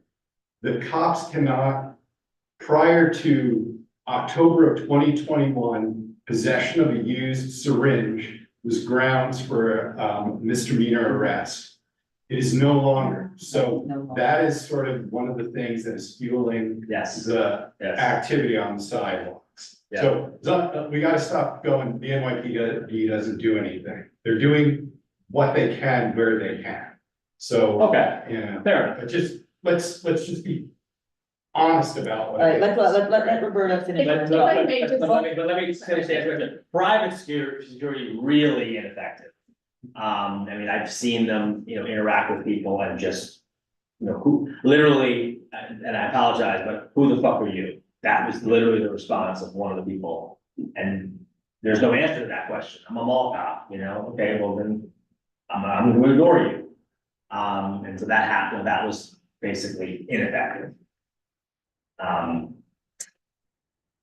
that answer your question? And then what, I guess you have at the labs Yep. what did they do in those instances at the labs of? Oh, they're much more effective. Well, first of all, they have a badge, and they have arrest powers, and they will tell you to leave. If you don't leave, they'll arrest you. The fact is, most people will listen to them because they see a person of authority with a badge and they tell them, "I'm sorry, sir, but you can't do that here," and they leave. And then, it does appear in theory, they're simply leaving these public spaces to just go to some other city property. They might go somewhere else, yes. Yes, exactly. That's But true. it's not in a That's park. true. It's But then it's different. not in a place where people are stopping that is. Correct. I mean, the same, just to give an example, to give like Chelsea Waterside, Peps also. Yes, very familiar with. And, you know, like my daughter had the cross practice there and there would be a bunch of people sleeping. And I'm like, oh, those are pets. And I didn't realize. They came in, they go, excuse me, sir, can you please, you know, remove the field, the kids are gonna come on the field. And they did. They got up and they left and there were 4 pep officers and it was very, I mean, it was, I mean, you're right. Probably They went might have across the highway. somewhere else. Exactly.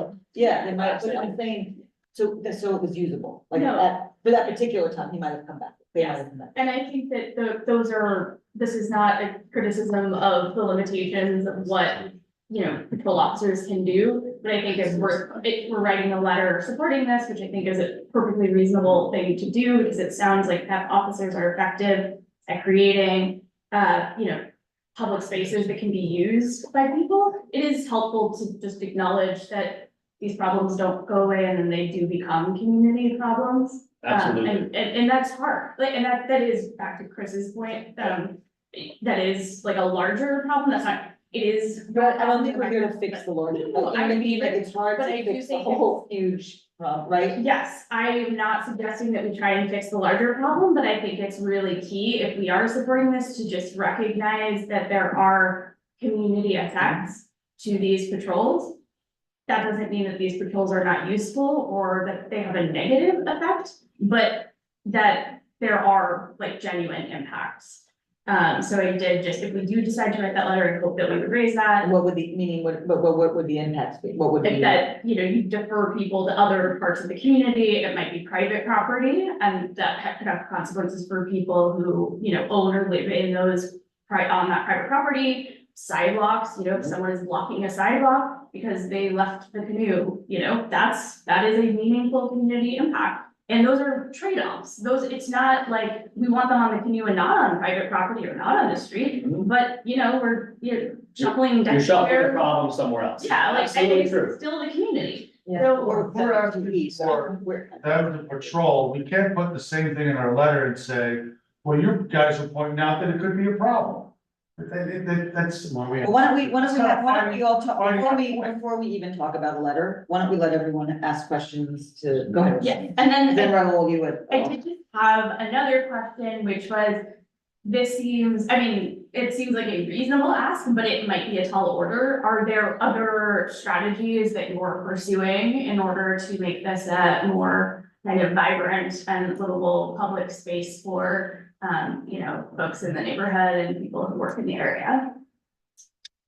I mean, we've done a lot of capital work, a lot of furniture, a lot of plantings, a lot of security. We have done some programming, not very much. It's hard to program the space, just because of the shape and where it is. It's also expensive.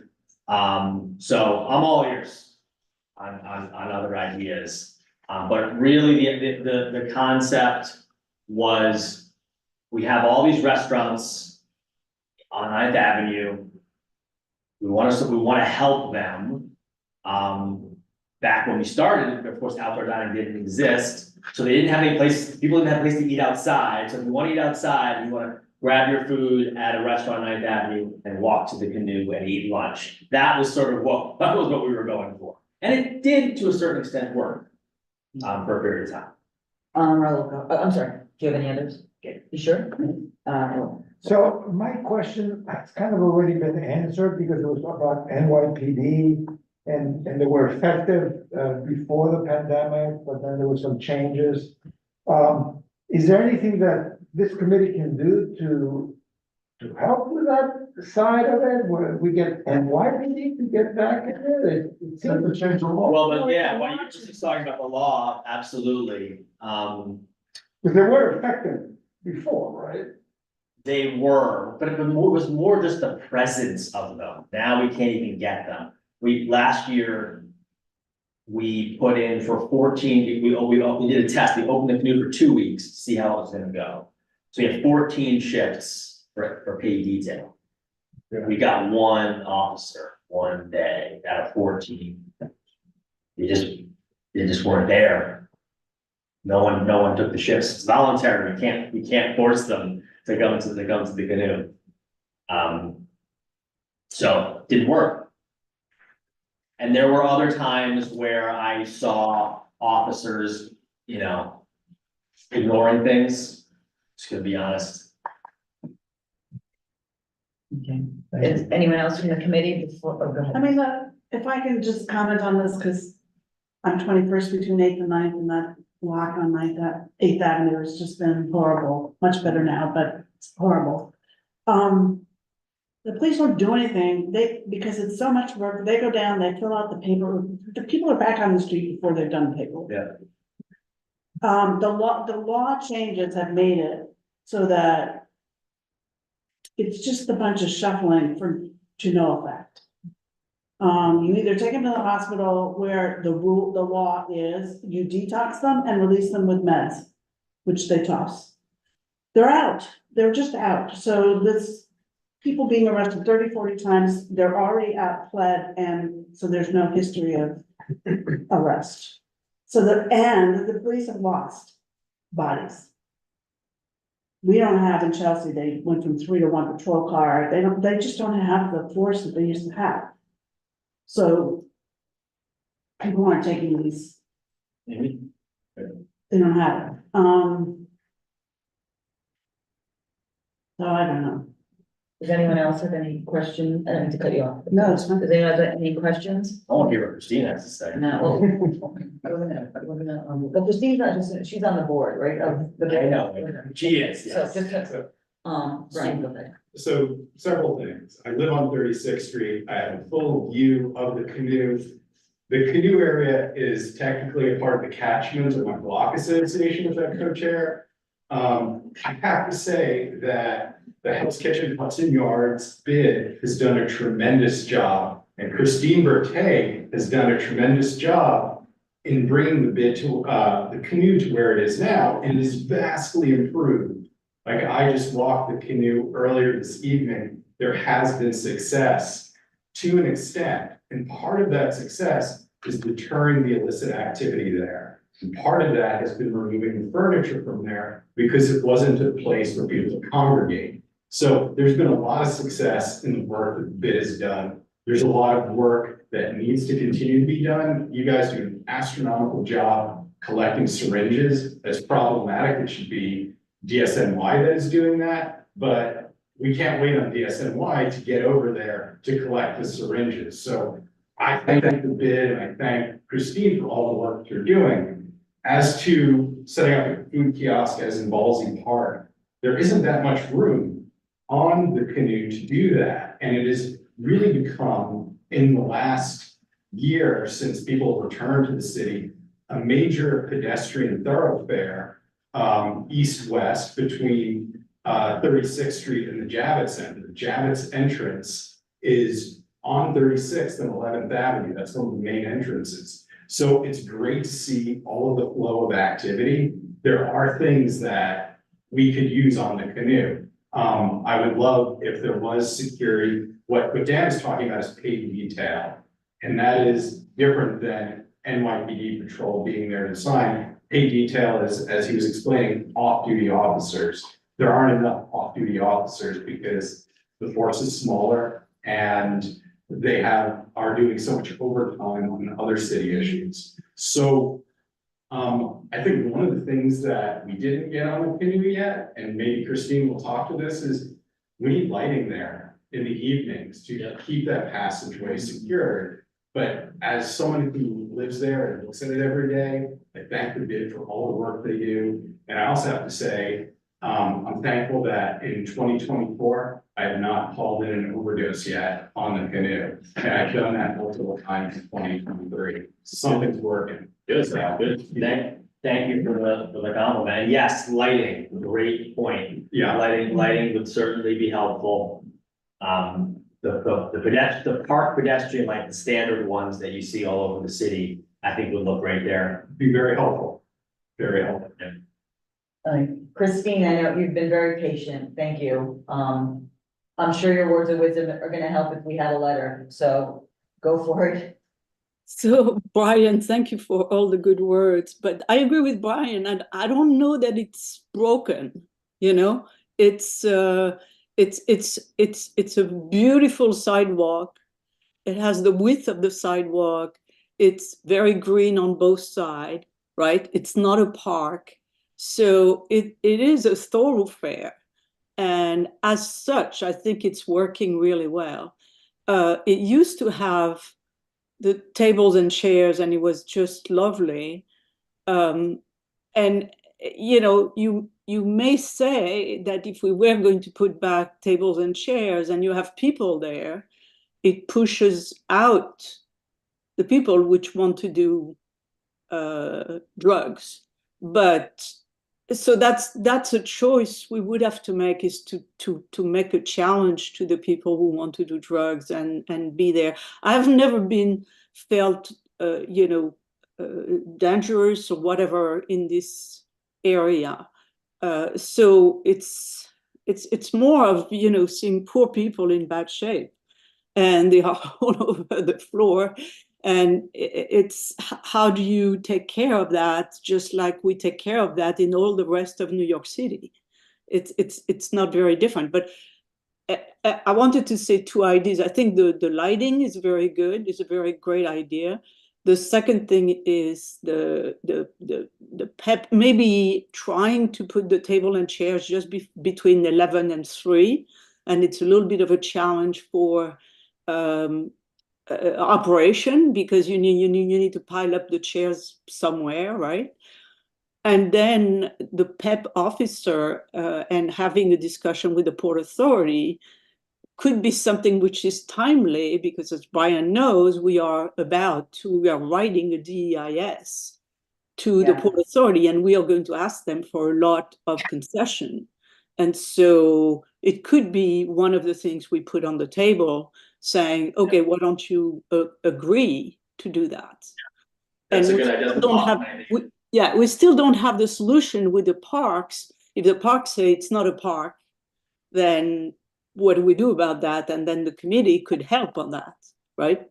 So between those three pieces, in my mind, these are things we could explore to make it better. But as it is, I think it's pretty good. I would say, like Brian, it's really, fulfilling its goal in a sense. It's pre-open dining goal as right. It's like it was a different objective, and now that objective is not as urgent because of the open dining. So I think it's kind of working, But thank you for the help you can bring always. Thank you, Christine. I do talking with the bid offline, and stuff. I know it is challenging, it's a challenging thing. And I do have to say, what Christine and Brian said, I really don't think any space should be compared to what it was. It obviously is better than what it originally was, but what it could be or what it should be. So when we say, well, it's great, yes, of course, it's much better than what it was, and that's great. But what it was designed for, or maybe envisioned to be, could be attained, right? We saw it work. It works. It worked once. It's not like it can't be there. It's just, how do we now get to that place of betterment? Unless people say no, like, I would consider, the committee saying, it's good as it is. We can't, let's see what we could do with maybe supporting some sort of request, or Christine had a good point about PEP and Port Authority working together at this time especially. I think that makes sense. That makes a lot of sense. And if we do that in a letter, and then we formally submit it to Christine, Joe, JD, Paul, who's here, with Port Authority, just to put it, anyway. Christine, did you have another comment? Because please do if you did. I saw you on mute, so I'm just. No, I think that's fine. The PEP is a lot of money, so I am on the bid, and we look at the money, so that's something that they have to think about, and how they can work on and I know there is a line for that in the budget. And then are you going to, would you write something to DSNY and say, how can you help in this area, which is like a hot spot? No, DSNY? For syringes, she means probably. No. Yes. Not gonna be effective. We already did, we already did our syringe letter last month. Okay. And we identified different problem spots. I mean, I don't love the fact that we pick up so much needles, but it does make sense for our guys to do it. We're there much more frequently than anyone else. Yeah. Yeah. Katie and then Matt. I think, one, considering that the bid is here on our invitation and they're not asking us for a letter, I don't necessarily see a reason to write a letter. And also, I think most of the reason why the Canoe is the way it is because of the social service issues. So I don't know that this committee is the right venue to be talking about some of the other mitigation factors, considering the proximity to housing work with Kids and Needles, the methadone clinic, and lots of other social service providers in there. They're the ones that are creating this situation, not necessarily like, so I guess, and like what Roberta said, you kick them out of that one little triangle, they're gonna be in the neighborhood. And I honestly would rather them be in that little triangle than to be in front of the factories and the fashion offices and where people go and work. So you're just shifting the problem to another area when the general problem is more of an HHHS problem of dealing with why they're there in the first place. But I think that problem, and I don't know if people agree with me, that is going to be a very long, many year problem to solve. It's not solvable right now, as we speak. This is an open space and this is WPE.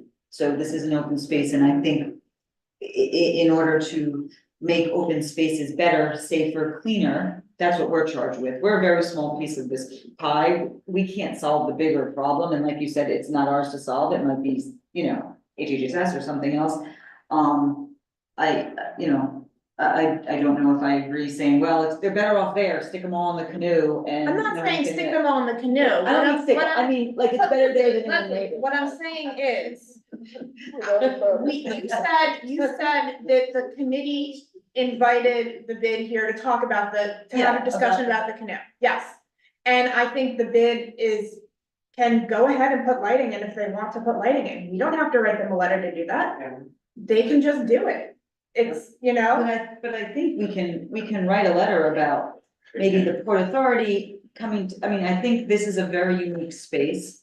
Because the jurisdiction is a little wonky, right? The jurisdiction is wonky. It's not a park, it's who kind of covers it as far as security, Port Authority I don't wanna say it's public, I guess I'll say, is not known to cover their public spaces very well, right? Very well. They're known not to do that. So how do we fix that? How do we kind of get that together? Whether it's just a letter saying, hey, listen, guys, can Port Authority and Parks work together to maybe have PEPs go through there every so often? Maybe. Is it what Christine suggested about having let's try just having the chairs out for lunchtime, see what goes on? Is it up in the letter saying, if there is a letter saying, hey, this came up, lighting might be a good idea here. We would support if you guys would study or look into some sort of lighting.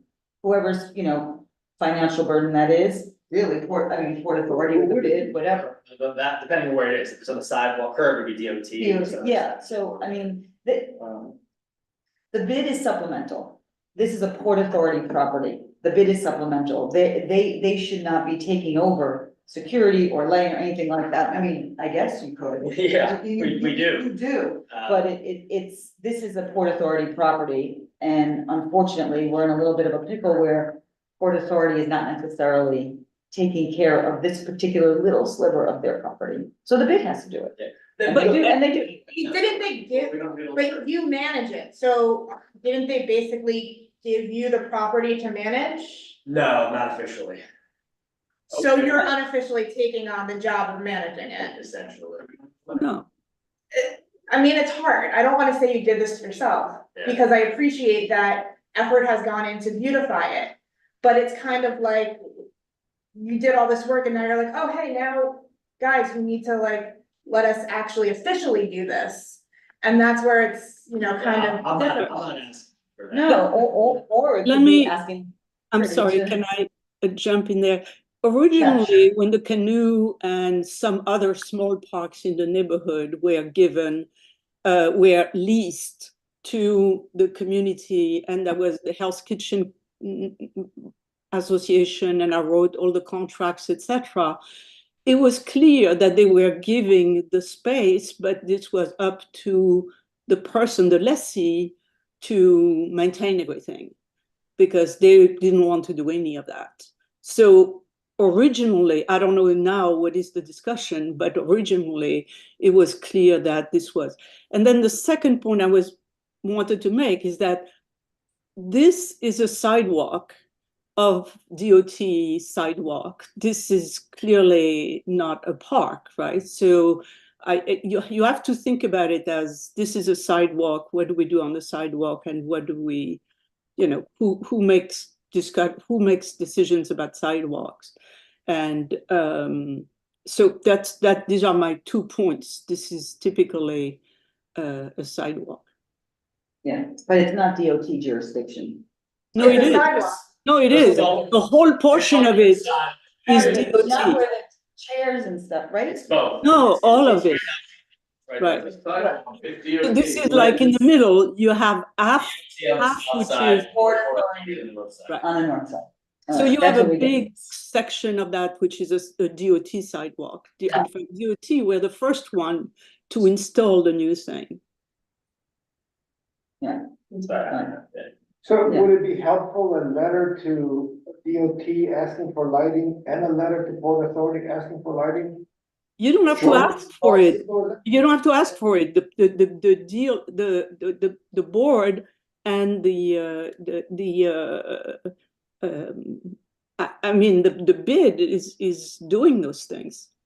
But he No, said, the yes. lighting. He Well, for said- lighting, yeah, That's a no, capital, that's a capital. no, investment. both of the, Christine, both of those things, the community board could definitely ask for, and it would certainly be helpful. Could, What? do they have to, is the question, it's the Right. operative question. Let the committee discuss, well, why don't You we, guys could make it. we'll discuss after, go ahead. So Mark. at the end of the day, those of us who live there really need lighting on the sidewalk. And it's in this weird gray DOT saying, well, that's not Us, us. yeah. Port Authority saying, we're not putting it there. Right. We need pedestrian lighting. It is a passageway. I mean, sure, it'd be terrific if we could put chairs and tables there, but unless there could be someone to monitor those chairs and tables full time, then absolutely not. Yeah. And, it's sort of like, I think we need to continue to support the efforts and the work that have been done thus far. But, what I will say is I observe at night there, you can usually see the floodlights of the ambulances and EMS on the Canoe. That has dropped considerably. Yeah. So there has been a lot of work done by not just BID, but that's the 10th precinct over there, and also, outreach in that area. So it's not like the individuals that were removed from there are now roaming the streets and coming to your doorsteps. Right. That's work that's ongoing, and it's always gonna be ongoing. It's always gonna be a problematic area because of the transit infrastructure there. But like a letter sort of supporting the notion that we need lighting there. Right. And maybe what we need is a joint letter of transportation and park, since this is kind of a fuzzy area. Oh, that would be great. Thank you. You're welcome. Since I'm here, changing topics for a second, because this is brand new. Is the committee familiar with intro 24 that was just introduced by De La Rosa? Reintroduced? You guys, it was reintroduced. Do you guys deal with street trees, right? Well. No, Street this trees. is, Parks. It Yes. is, but You guys deal with street trees? Yeah. right? both of Okay. us, yes. Hey, Janine, are you there? Yeah, está bien. Can you bring my presentation up and go to the very end after the thank you slide? He's stuck in an encore. Close credit. No, you guys will, you'll be interested in this. It'll be quick, you'll be interested in it, I promise you. I'm sorry, so which in- slide again? It's the very last one. Okay. It's post credits, as we said before. So this was introduced the end of last legislative session, right before it ended, it was reintroduced, then it was pulled, and then it was reintroduced again. And it's about vending, but it impacts trees. It's just the last slide, Janine. So 21 out of 21. There we go. So this bill, if it passed, would allow vendors to set up in front of street trees, which we think is absurd. And I want to know, you guys to know about it, think what you feel, and I'm gonna leave you with that. Thank you very much.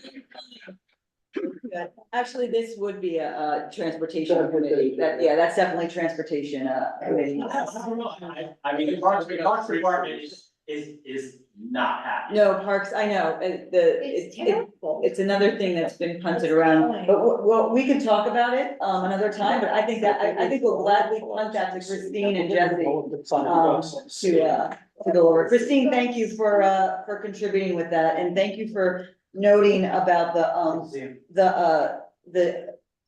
spot we're in now with the, thank you, Dan, the spot we're in now with the, Port Authority bus terminal.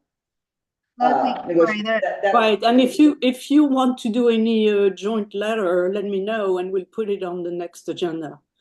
Okay, so which why is don't we coming just- up, right? Okay, why don't we, when is your meeting? Wednesday. Okay, so you know what we'll do? You can just let me know.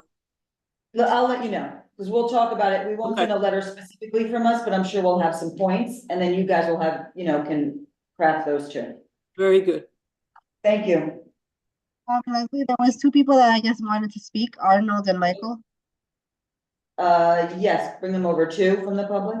Yeah. I'm sorry, Dan actually left. I don't know if these were, go ahead, Arnold, why don't you start us off? And then Michael. Haven't gotten permission yet. No, you're on, I hear you. Okay, You're- yeah, we could- Yes. the Port Authority had Astro's dog run. Did they find another location for that? So that's not part of the agenda today. Yes, but, no, Matt, it is part of, let me finish here. We're losing Astro's dog run. Why don't we turn this into a dog run?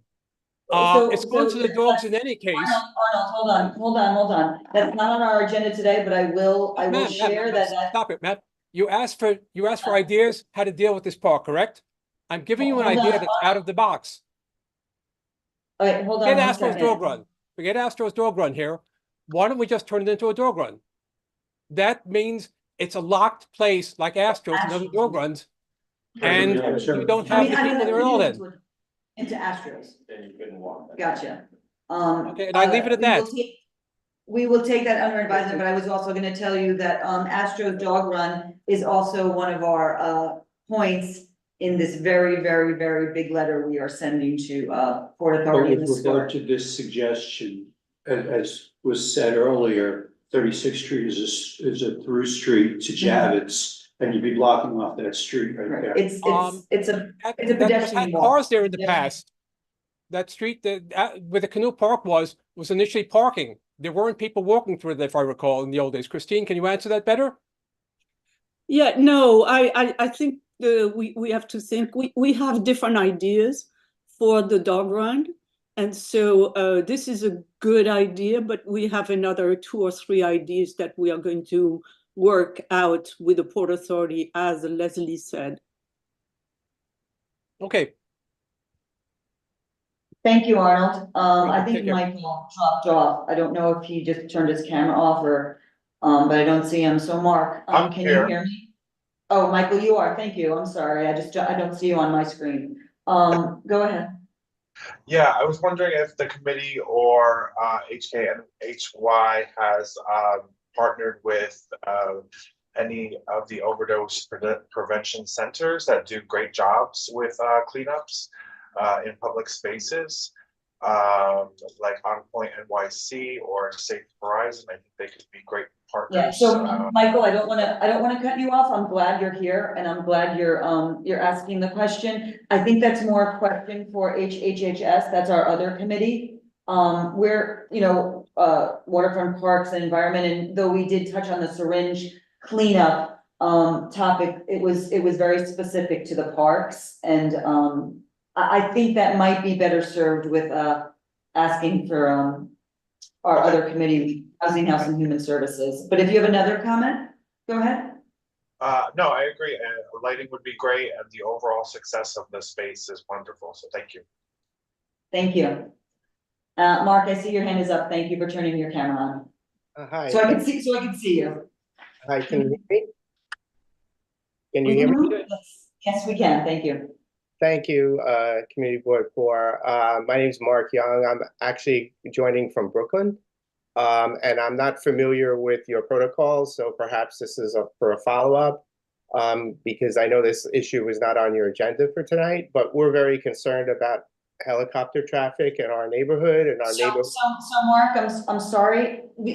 We're on the agenda. We can bring it up under new business, definitely if you want, and that is, just so you know, that is a topic we are very, very well aware of, and we have written many, many letters that I'm sure the office can send you on that topic, but right now, we're just kind of wrapping up our topic, and going through our agenda. Okay, should I wait for the new business? Sure. Thank you. And Christine, thank you very much. I'll email you. Okay. Okay, Roberta? Yeah.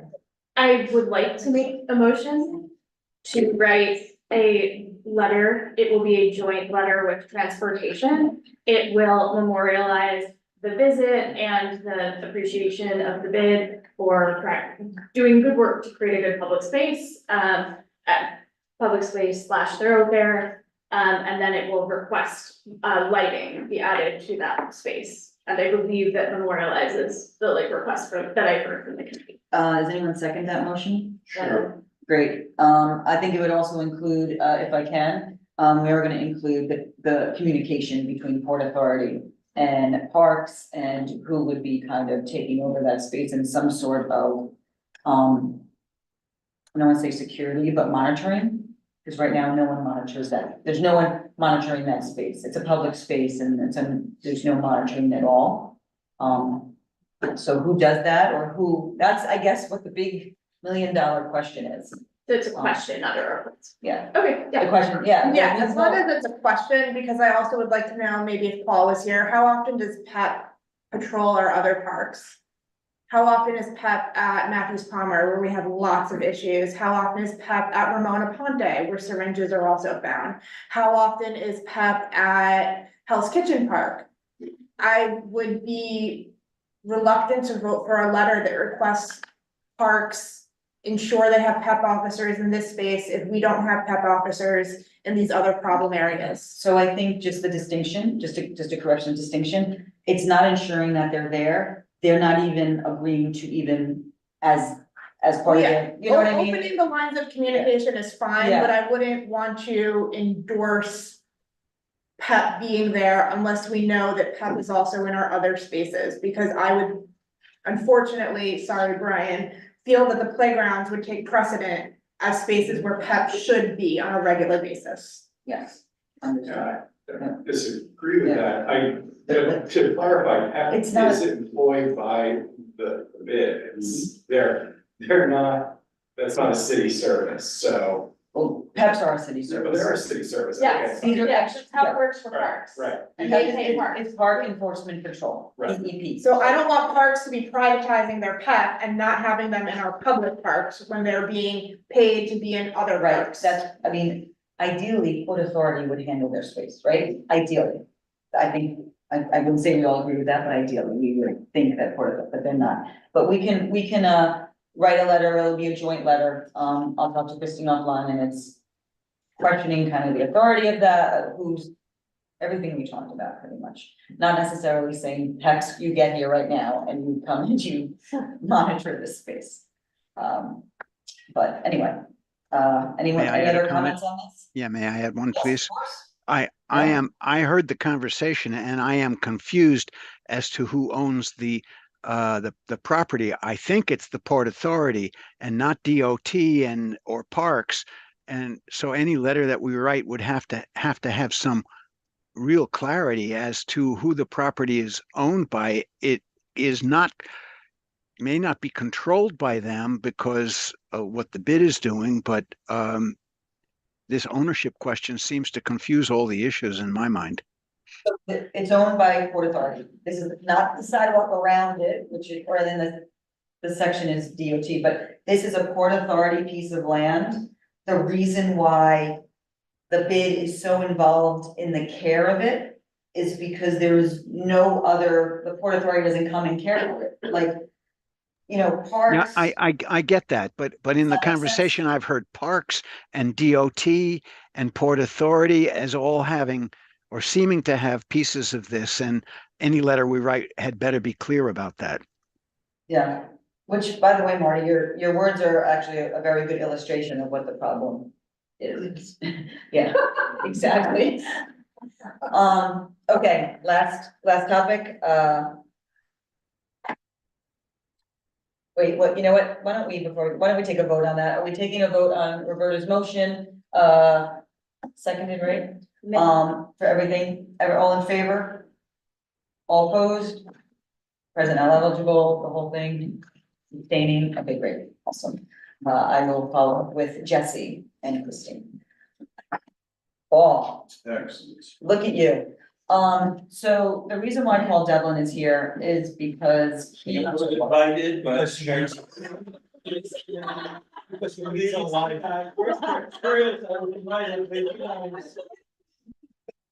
Paul, here, Paul. What do you want, Paul? Ryan, thank you. Thank you so much. Thank you.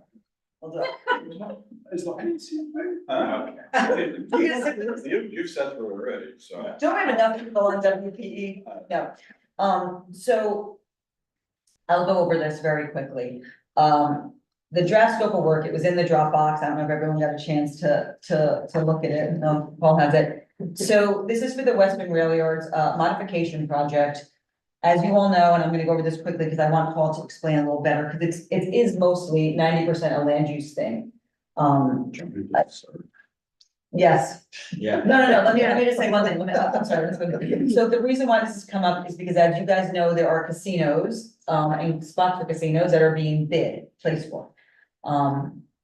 Related, which is, who is, part of this Western Railroads modification, well, is the Western Railroads modification project, would like to see, or is now proposing, a casino in that as one of the spots. And in order to do that, it has to be rezoned commercial, which is a land use item. But that's why Paul is here, and he's gonna explain the nuances of all that. And then what WPE's space is in this conversation. Right. So Paul, go ahead, and you are invited by all of us. I'm just kidding, you can beat me up, I don't know. The reason I wanted to come is because we're once again dealing with another draft scope of a major redevelopment in our district. This is now our third massive redevelopment in scope, the draft EIS process that we've gone through with NYCHA and the Port Authority, now Hudson Yards is in front of us. So, we're at the draft scope stage of the process, which means they're saying they want to make some changes. They're saying this is what the impacts are, we think are, we're going to study them. We have the opportunity to say, well, you're not studying everything that we want you to study. They will then insert that into the scope of work for the study of the impact statement. So this is really our opportunity to have a much greater say in what they study. So what they're proposing is to, Jeanine, did we have the presentation from last night? Yes, I have it. I'll put it up.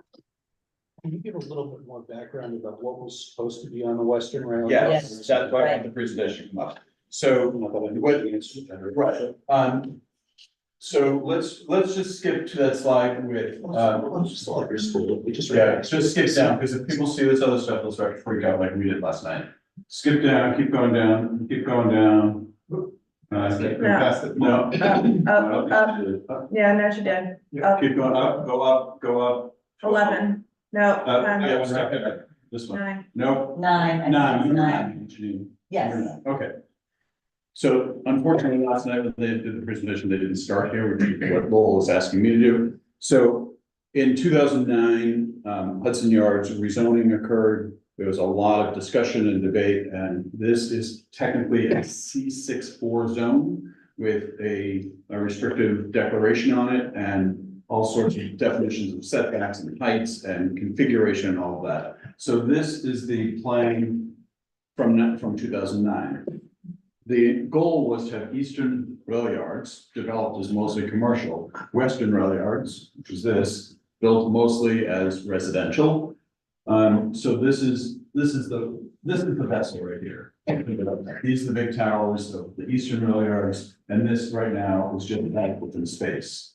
So the plan from 2009, to address Lowell's question, was a series of 6 buildings that were 1, 2, 3, 4, 5, 6, the white squares. Sorry for those on Zoom, they can't see where I'm pointing. And then the green space was green space between those buildings. All right, so that's the proposal. What they want to do is to consolidate the commercial components of this and get rid of 3 of the buildings and consolidate them into 3 buildings. So they will have 1 residential building, 1 commercial tower here, and 1 commercial tower here. This commercial tower would then have the space for the casino. So what they're asking for is it's technically not a zone change, it's a special permit process to change the restrictive covenant and to change the height setback bulk requirements that we had negotiated in here. All right, so that's going back to your question, where we started and where we're going. All right. But I wanted to even preface by saying within the scope, why Waterfront Parks, with every scope, there's a whole series of issues that you all have much more passion about than we do at land use.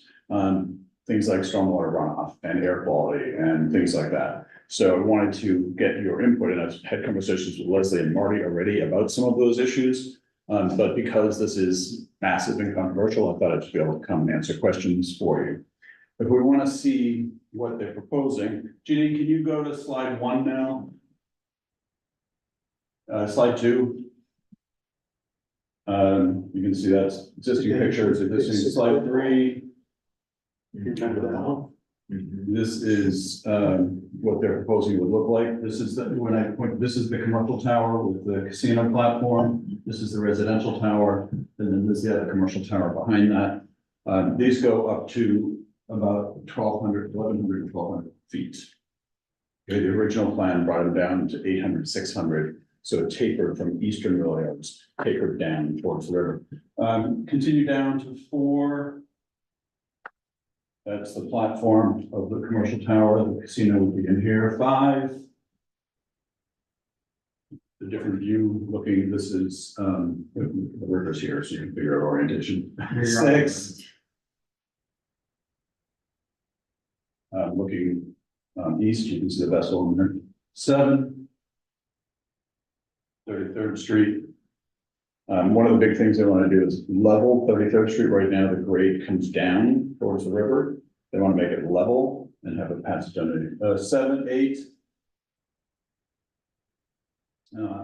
And so you can see here the definition of the residential, the office, and the casino, and you can see the rest of the Hudson Yards, and you can see Hudson Park Boulevard coming up through here and Jacob Center. So 8, 9. Paul, I realize this is out of our scope, but 2 quick things. How many residential units are we losing? I knew that was a question. That is an amazing question, because, so one of the things I'm asking, what they did in the scope is to say the available square footage versus what they could build by 2030. And so what they're comparing, So It's apples and oranges. it's apples and oranges, and so I've asked them for clarification on that, because from my understanding from last night's meeting, and people who were there can correct me if I'm wrong, is that the 2009 plan would have accommodated 5,700 residential units. But what they're saying is they can't build condominiums all at once. They have to phase them in.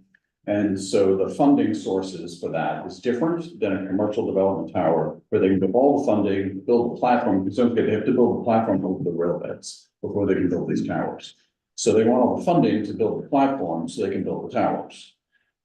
With residential development, you can't build 5,000 condominiums because they won't sell. They're not, you know, the volume of sales, we know we need housing, but it won't sell that fast. So they build them in increments. So that what they said was, what could be built by 2030 is 4,500.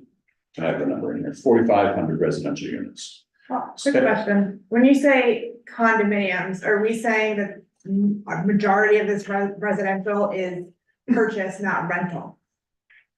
I don't know the answer to that question. Because but I think they are supposed to have affordable housing rentals, but if they're now building condos, that's an entirely different thing that honestly. we don't need. But the dwelling, we do need condos, but the dwelling unit number is the dwelling unit number. And then there will be mandatory inclusionary housing formulas in this, and there will be a percentage, and they're still committed. The original commitment was for 324 permanently affordable units on site.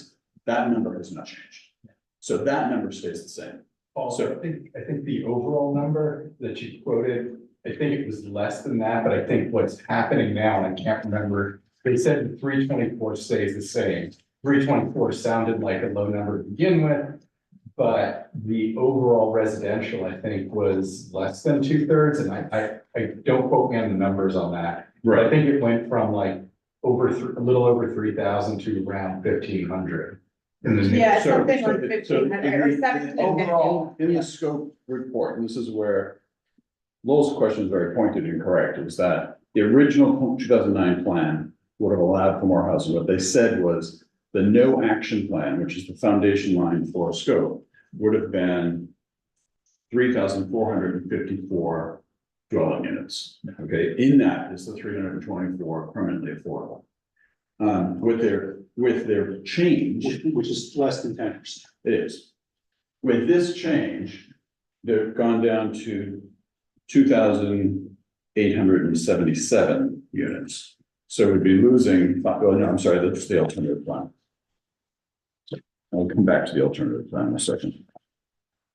They go from 3,400 to 1,507. So we would lose 1,947 dwelling units based on the Market 2030 market build. No, No? all total.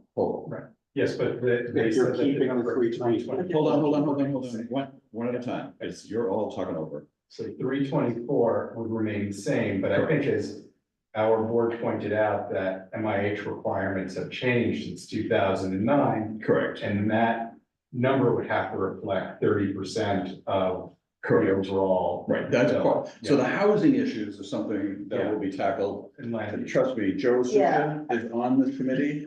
We got the housing thing locked. But the concept is important to think about in that they are talking about consolidating 6 buildings that were going to have 5,700 residential units, consolidating to 3 buildings, 1 residential with 1,500 units. So I just wanna say, well, I just wanna say, I understand this is really important, I understand this is really fast, it's a very complicated, complex.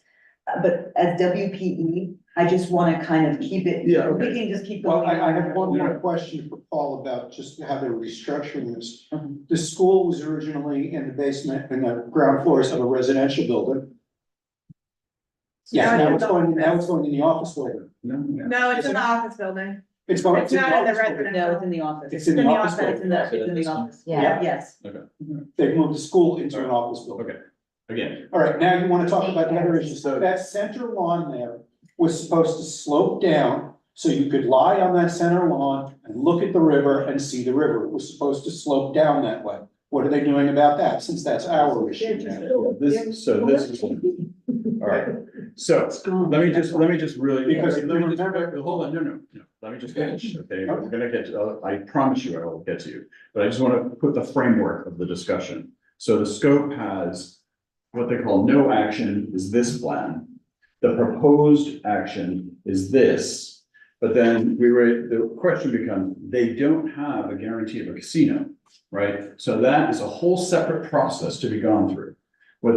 So if they don't get the casino, what happens? And what they're doing is saying the alternative scenario is that this is zoned for this, but then they just don't have the casino, what they're calling the gaming facility, which has the hotel, the resort, the casino itself, all of that. So they'll just convert that to commercial office space. Okay, so that's the alternative scenario in scope. It's half residential, half commercial. They add some more housing in there. They add some more housing in there. They have different towers, but If they don't get the. if they don't. If they don't casino. get the casino. So our issue is that we have, this is our current plan. There is a proposed action and then there's an alternative action. And by the way, that current plan is the very long negotiated 2005. So when you look at the scoping report, you'll see a term that says no action. No action means Means they that- build 5 million square feet. Yeah. With, like that means No no, change. no action. No change. It's really- So yeah. what we want to do is get input from you guys. And I've already talked to Marty, as I said, I talked to Marty and Leslie about this, and I've already included things like dual water runoff, so stormwater runs separate from sewage, because that's the new development, we have to do that. And I've also added in, this platform that's gonna cover up these rail beds is to have air filtration, not just air ventilation. So I want them to look at that. So all the fumes coming off the trains, instead of just going through vents, let's get some let's get some filtration system on there. So those are the two environmental issues that are. When you go from 5, 6 towers to 3 towers, that are gonna be 50% higher in height, how much sunlight do you lose on the public? That's the shadow, Lot. shadow that Now, we're talking about. okay, now, I do want to point You're right. out, Yeah. okay, because the consolidation of the buildings. And you look at this green and you look at this green, this does, and their selling point is that this increases open space by a full acre. They're gonna go from 4.6 acres of open space to 5.6 acres of open space there. Okay, so that's their selling.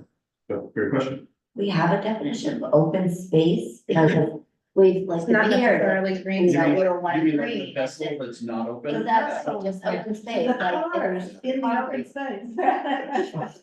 Yeah, they don't define what open space, open space, That's something it's as not grass. we can ask as. No, No. they have, they say open space, we're going to include green open space as a Okay. language to try to get to be more green. The pictures show a lot of beautiful trees, Trees, but, you know. We did that have same, we changed that experience. language with the Port Authority Yeah. document too. I'm gonna go, Chris had his hand up and did. Okay, so you brought a great point in terms of like, what is open space? So what we experienced in the past in land use and zoning and in parks was that, and I'm just gonna make points, is that this area over here, originally in the Grand LA that was proposed in the Hudson Yards rezoning in 2009, was supposed to be too great, it's supposed to be green space.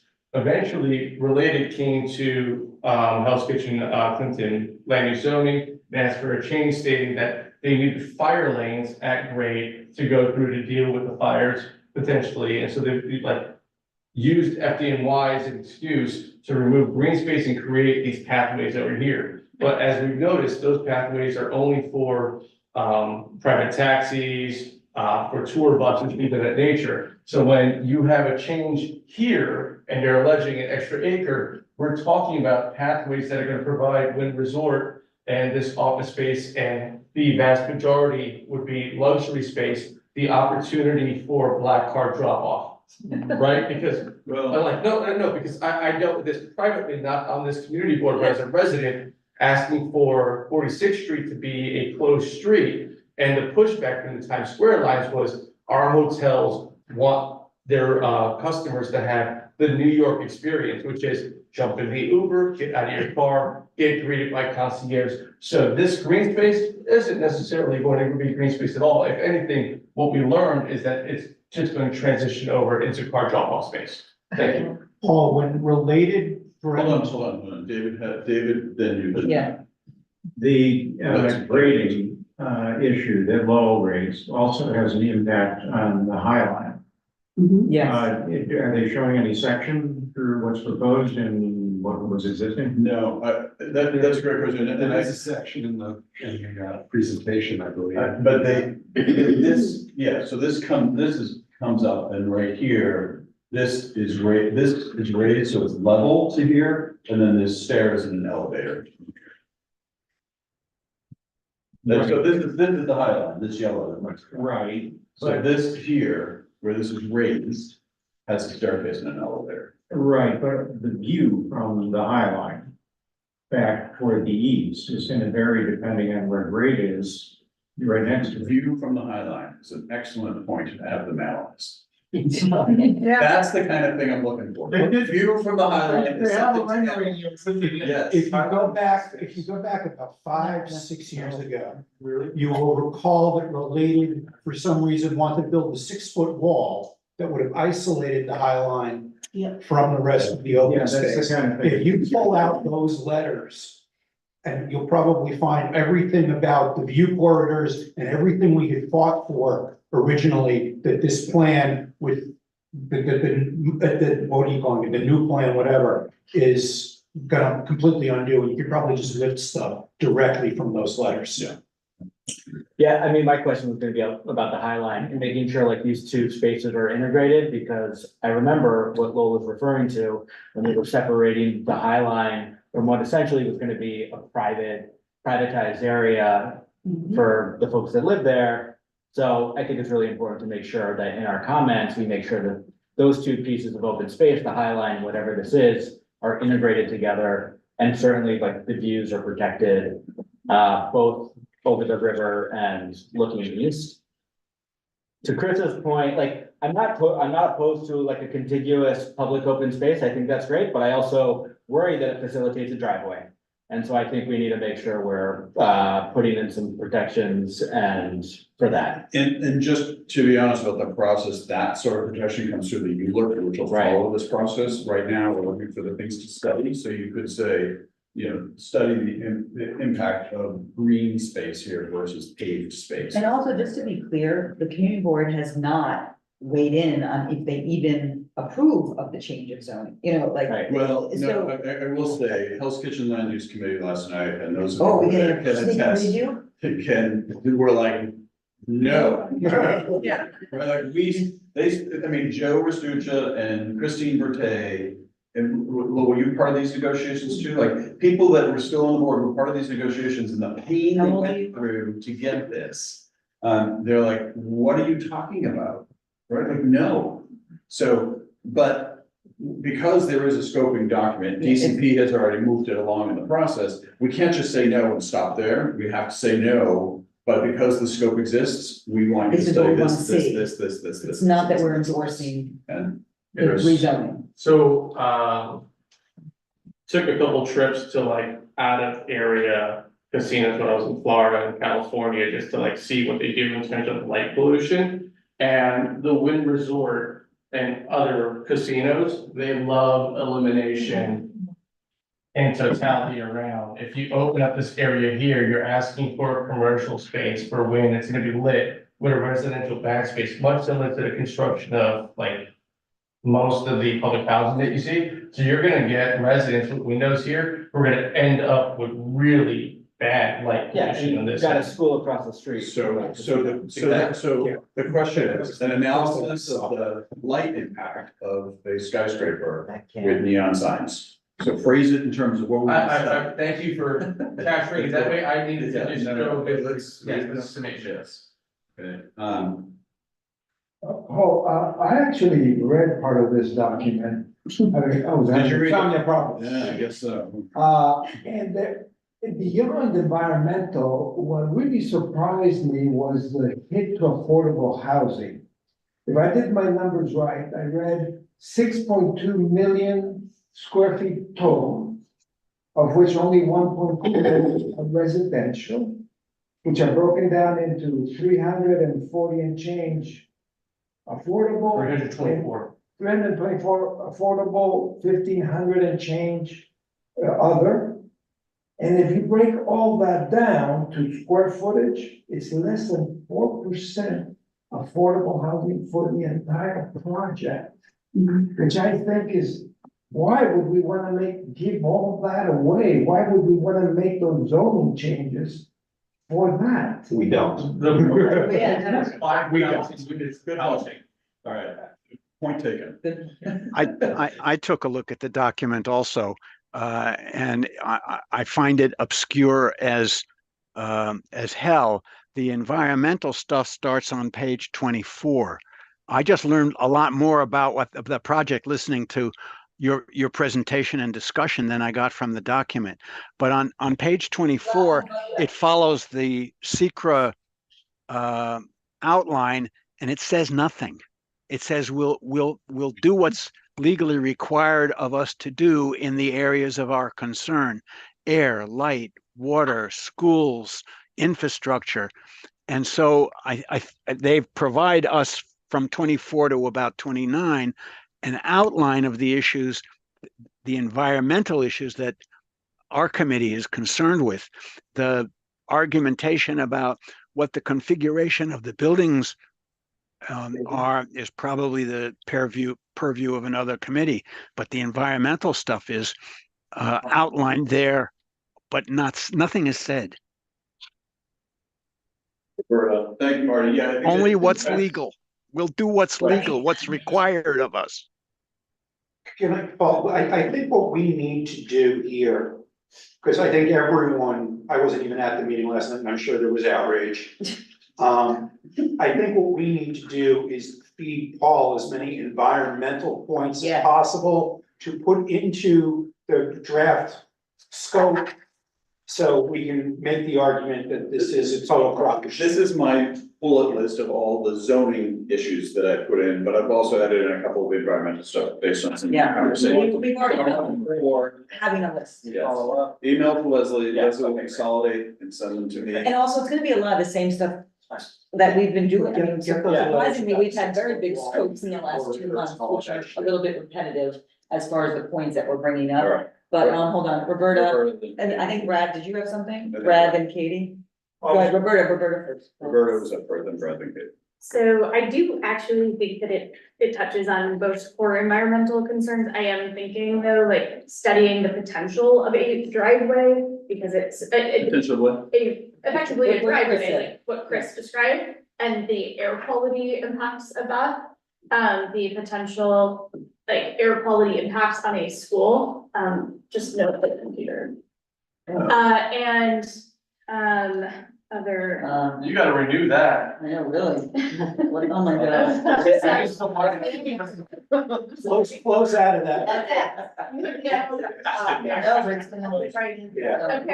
know, I got it. Apologies, technical. The alarms are. Continue on.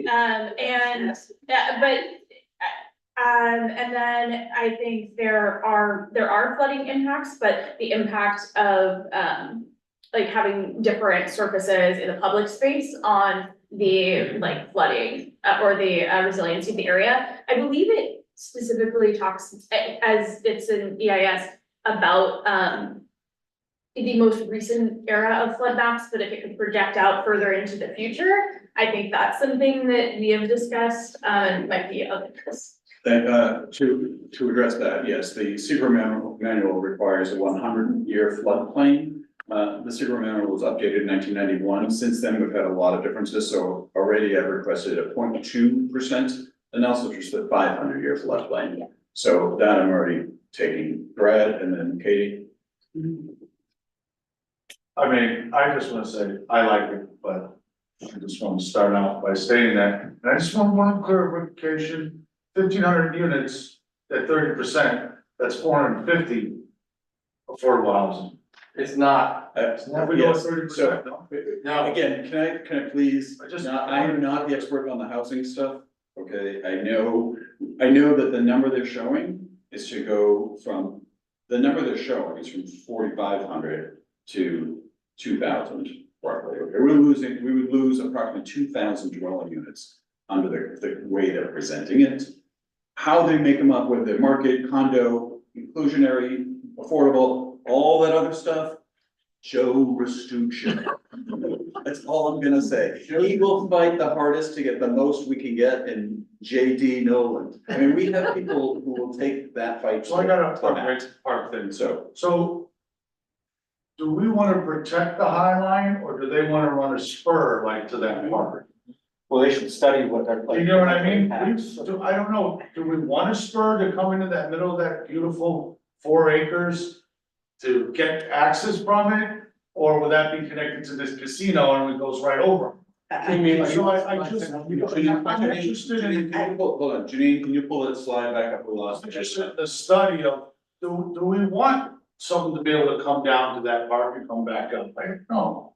But it could be interesting. So to study the connectivity between the public open space and the High Line. Yeah, that just little spur, which we've been waiting on to get done. But like, do we want a platform down to get to the space? We don't want to connect it above to, you know what I mean? Yeah. Is that something we're interested in? Some connectivity of We the. will be talking to the High, we will be talking to the High Line. Yeah. But it's worth asking, this is exactly right, ask as many questions as we can and throw all the spaghetti on the wall. So. Like we did with the others. Katie, next. Renewable energy. For the residential, incorporating, trash chutes for compost, because compost is gonna be mandatory, so they need to account for that. Okay. We're even going pneumatic tubes, like we did with the others. Okay, but again, I'm gonna figure out how to study that, because those are the Euler questions on the development of the site itself. Those will come up in more conversation. Okay, at the because next I know step. So how do we did study talk that? about that though with NYCHA. Yeah, we But absolutely. that was, they're A probably. different part, okay. Earlier. But yes, was right. But I think we have to figure out. But Paul, that stuff is in this scope But of he's work. sanitation management. Then let's find a way to do more analysis. We'll definitely. So- Oh, I didn't. get No, very- that's an important point. This stuff is in this scope of work and they should. No, Marty, we're gonna send them, we're gonna send land use a huge list, and I think it's going to almost, I won't say mimic, but just about mimic the other lists that we have sent. With maybe That's a right. few details added with highlight and stuff, but I think, they will incorporate it and it'll go to, I'm guessing it's going to exactly. Yeah, so this is the other reason why I came tonight is because the public hearing on the scoping is on the 21st. Yeah. The public comments end 10 days after that, so this letter will have to come to the April board meeting, the April 3rd board meeting and be submitted like the next day. So I want to be here so I can get as much myself, so that when I start going through the letter, I'll have Can it. they study also, maybe in think carbon capture? Carbon capturing and the materials used for construction, there's things that stone takes it in, or carbon capturing. Maybe they could actually have a facility, carbon capturing, that goes straight down, And then. so. I think we should be asking for the moon. I think we should all renewable energy, let The them, waterfront, they're not they can gonna, make money. if they want a casino, they should really be, I mean, this is like. Well, we're gonna look at that. Don't we talk about the steel? There's now steel that's being made without any carbon. Cement that is being manufactured that's clean. I have all that stuff too. I mean, we're gonna go. The with renewable that. material, the materials. David, did you have your hand up? No, Chris again. So, and Roberta, thank you so much, for capturing the traffic situation so well. But like, what was really unique about yesterday's meeting was that there are people who are in the sports and live entertainment business that were watching that meeting. This resort is going to have live sports, so we already have Madison Square Garden, so it's not just what are we doing with daily traffic in and out of people checking in, but what's happening when they have ticketed events and people converge, because we're talking about UFC, we're talking about college basketball. Wait, there's an arena? So there's a potential for live events in there, they're calling it the ball. And Yesterday, the That's not an gentleman, NFL team. no, excuse me, we're talking about UFC, boxing, there's a potential for basketball there. In pavilions like that, it's a multi-purpose pavilion. Right now, they're calling it the ballroom. So what's the environmental question? We're just saying, study the traffic impact when you have live events and how that's impacting the park and safety and. So the traffic impact. Yeah, or. Yes, especially as it relates and correlates to when that overlaps with Madison Square Garden. And the long-term effect of having Madison Square Garden, something like that, in existence 365. Well, one of the that's one of the issues is that, I've already put this in the letter, is this impact area is a 1/4 mile radius. I'm asking that it be a 1/2 mile, we'll check this. And as a part of that 1/2 mile radius, It it's, may not hit Madison Square Garden. well, I think we need to hit Madison Square Garden because the larger Hudson Yards. But the traffic, and I'll raise this with Christine when I talk about transportation. Okay, but that falls into CO2 and it falls into noise and light pollution as well. The second one is, while their plan is to reduce the number of buildings, the wind resort that they're proposing is going to be upwards of 1,500 feet.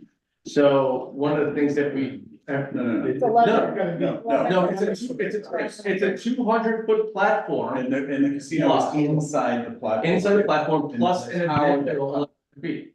The tower that comes up is the hotel. Right. Yes. Casino is in the platform. Correct, but the tower in general. It caps out at 1,300, so we just have to be correct on numbers. It's 1,300 and that includes the 200 platform? Yeah. Okay, great. So let's say it's a 1,300-foot tall building.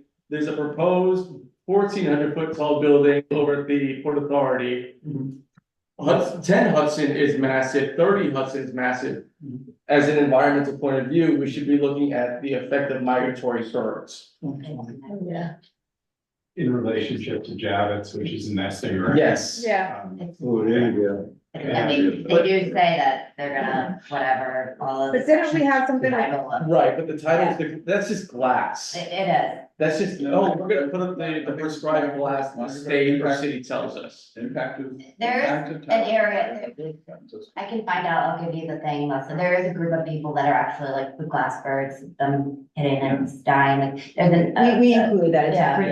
print dot pattern that they now do. I think he's talking more about just No, the the pattern, migration, the yeah. patterns of migration, is that what you? That's, okay, yes, okay, yes, yes. good, perfect, perfect. Audubon. Perfect, yeah, perfect. Yes. Great, All right. but I think we can, I mean, I don't wanna get this too, I mean. Yeah, and I too think long, clearly, we're open to everything, right? But if you think Send me about emails, environmental Marty. impact, but think about it in the terms of what they would study. So Chris's point about birds flying into 1,300-foot tall buildings, the question is, we do an analysis of the migratory bird patterns impacted by towers, right? Like phrase it as a question of an analysis. I think Katie's waste is valid. Yeah, no, it is. Sanitation, just sanitation, how will they manage sanitation management with, that resort has what, like 1,700 rooms? But it's not how, it's what is the Environment, impact? the best, yeah. The best methods. And it's That's a right. part of this current study, like it says like solid waste and Yeah, sanitation. yeah, no, but we can say, you know, we can specify like what kind of Exactly. like, what's it called, like we did with the other compactors, and how, you know, stuff Yeah, like and that. I think that. Pneumatic tubes. Pneumatic tubes, I love my there's, pneumatic tubes. and I don't know that, where you have it in front of you, I don't know if there's anything about composting. It Katie's says, raising compost. waste prevention first, reuse, recycling, composting, derivation of energy from non-recyclable. So just, they should consider whether this conflicts with any of those. I think we can all agree, we know what the topics, I mean, we've been over this a while. If anyone has any other that are outside the scope of what we already talked about, or what was in the other two, because a lot of it's gonna be a little bit of repeat. Then please email us, and then we'll make. May I make a water comment? I want to know where the rainwater is going now and what their plan for rainwater is. We'll put it in the email. Just reading this, it kept like just saying like, oh, we're studying this, but it was all about commercial. Like they didn't really say like the residents that were gonna be living there in this space, like even the open space and the air quality, it was all for like the people that were gonna be there for just the commercial use. Like there was a lot of wording on this that was just all about the commercial. Like one of the things they that talk about, actual is study the use of this parks during the middle of the weekdays. And my comment is, we do it on the weekends. Yes. And people live there. use it, you know, Yes. Like so. Yeah. And the students in this, that school, Pardon? and the students in the theoretical school Yeah. as well. Can you study, oh, I guess this wouldn't be environmental. I was gonna say the impact of having casino next to a school. but- We are now adding in, and should remember, we are adding in, a question about the impact of casinos on neighborhoods as they affect, public safety, gaming addiction, and traffic. So there is now a request specifically about the impact of casinos themselves on a community, which is not clearly in this scope, but we're adding it in. I fear that when you ask a casino to do an analysis of the impact of the casino, they're gonna say all positive things, Well, so. I asked them about the impact of a casino on the proximity to a public school. That's a good. Yeah, okay, I'll add that in, thanks. Let's try and cancel it. How about a casino in a public school? That's called game theory. Only because it's not, I'm just curious, but we have, but I'm just saying, as an open space, okay, yeah, no one has, but we can talk about that. Yeah. Yeah, I mean, at least we're going to playground, but if there's. We need a place for those kids. Best estimate, if you want the MSG, is approximately 0.6. So it's just over. Well, yeah, and it's just over, but so the framework I used was Bessel to Moynihan is 0.5. Okay. So I pulled, Scott, I pulled us from here and pushed us to here to get to that half. We get 7.5. But they always do quarter mile. That if we get a half mile and so they're shocked. I'm really worried about that little thin strip of what shows as green on that, in between two towers the size of the Empire State Building. No, it's the size of the World Trade Center. World Trade Center. Well, Empire State. I heard 1300, Empire State Building's 1350. No, it's 11, and then World Trade Center. It'll be in the doc, it will be in there. But yeah, you're shadows will right, be in we're gonna have two big, massive towers. And you got a tiny little strip, you got a tiny little strip of green in between. That's, 5 acres, 5.63. That's not 5 acres in between those two. 5.63 acres. Not in between those two buildings. It's not. 5.63 acres. We talk a little bit leveling the street. So 33rd, you come from 10 to 11, goes down the grade. So what they're gonna do is level it so that you can come in to the entrance of the casino is gonna be on 33rd. So the car pickup, drop off, all that'll be like a dead end. Cars can do the drop off, and go back up. Yeah, but what? Oh, so they're cutting 33rd Street off from the West Side Highway. Well, 33rd Street is already cut off from the West Side Highway, because that's where the police parking is for the. Yeah. Oh. And they're yeah, gonna still yeah. have access underneath. They're gonna Yes. come in from West Side Highway underneath that. They had a section that shows that trucks and service vehicles would be able to come in underneath the West Side Highway. That's where they're. 33rd would be leveled off and dead ended on sort of an elevated sort of platform. It's weird. Okay, but how is that elevated platform gonna mix with the High Line, which goes right through there? Right. That's gonna be in the. There's your High Line. Yeah, right. Yeah, I think my guess, and I didn't go into great detail if you want to, is that the High Line height would be the height of the street. So the High Line would basically, you could connect, because the staircase from the street goes up to the High Line on their proposal. Yeah, the elevator goes up. And there's an elevator. Is that in the presentation that we have or no? Yeah, it's the one that was just up on the screen that keeps coming down, yeah. Because the High Line's not at full height at that point. Or Well, it just goes down. Yeah, I'm looking at it here, but that's where it starts sloping down, where it turns the corner to, the It still has to- buses. It has to wrap around the marshalling yard. Yeah. Yeah. Okay. So Thank you so much. the study on the interconnectivity of the High Line with the development site, it's the same, we're on the same page. Yes, Gotcha. we'll combine all these, thank you. And Anything this- else, just don't, like, do it like, cause I am probably gonna have to go testify on the 21st. I'll probably give it 3 minutes, so I'm not gonna be able to get through the height of the High Line versus the 6-foot wall on the elevator and the I'm not gonna be able to get. We're not gonna tag team it like we usually do, four of us go down and each hit all four of us. These of us take two topics and. I think it came up at land use, but it seems like a WPD thing, which is wind shear around the tower. Wind shear creation of the towers. is Yeah. Now in the letter. Yeah. In my, it's on It's the. already in there. It's on the. If they are talking about sloping the park up, that will also create an upward thrust of wind, just like a airplane. Yeah, So. okay, Marty, can you take this on with, since I'll be away for 2 weeks starting tomorrow morning, can you take this on with, Paul in getting all this stuff together? And then give him, and he can incorporate it. Paul and I will certainly talk.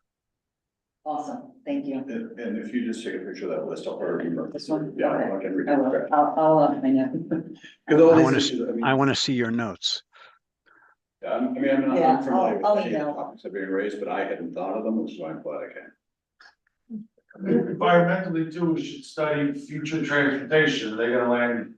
Drone They're delivery. gonna land taxis on top. They're gonna- I mean, you gotta really think about it, one of the high-end casino, they're gonna bring people right in. We should just say the Yeah, you gotta study of travel. futuristic travel and Didn't you hear transportation. they want a heliport on top to fly? That's what I'm getting. We should move the helicopters off the river. I know, they don't- We're never gonna get rid of those. Put the helicopters on top of, like in Sao Paulo, they land on top of the buildings. Because it works so well when the crowd happens, so. All right, can we wrap this up, guys? Please, let's wrap it up. Very short. Okay, So the proposal is, so just related, context, related has a very large automotive sport event by the Hard Rock Hotel in Miami. It's the F1 Miami Grand Prix. There's been long conversations about having Grand Prix here in Manhattan. And we already have it. well, the wing is active in the Las Vegas Grand Prix as well. I think we should also ask like for a study on the effects of any kind of like street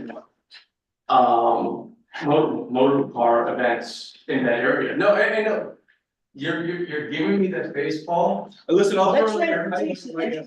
No, the environmental effects of having.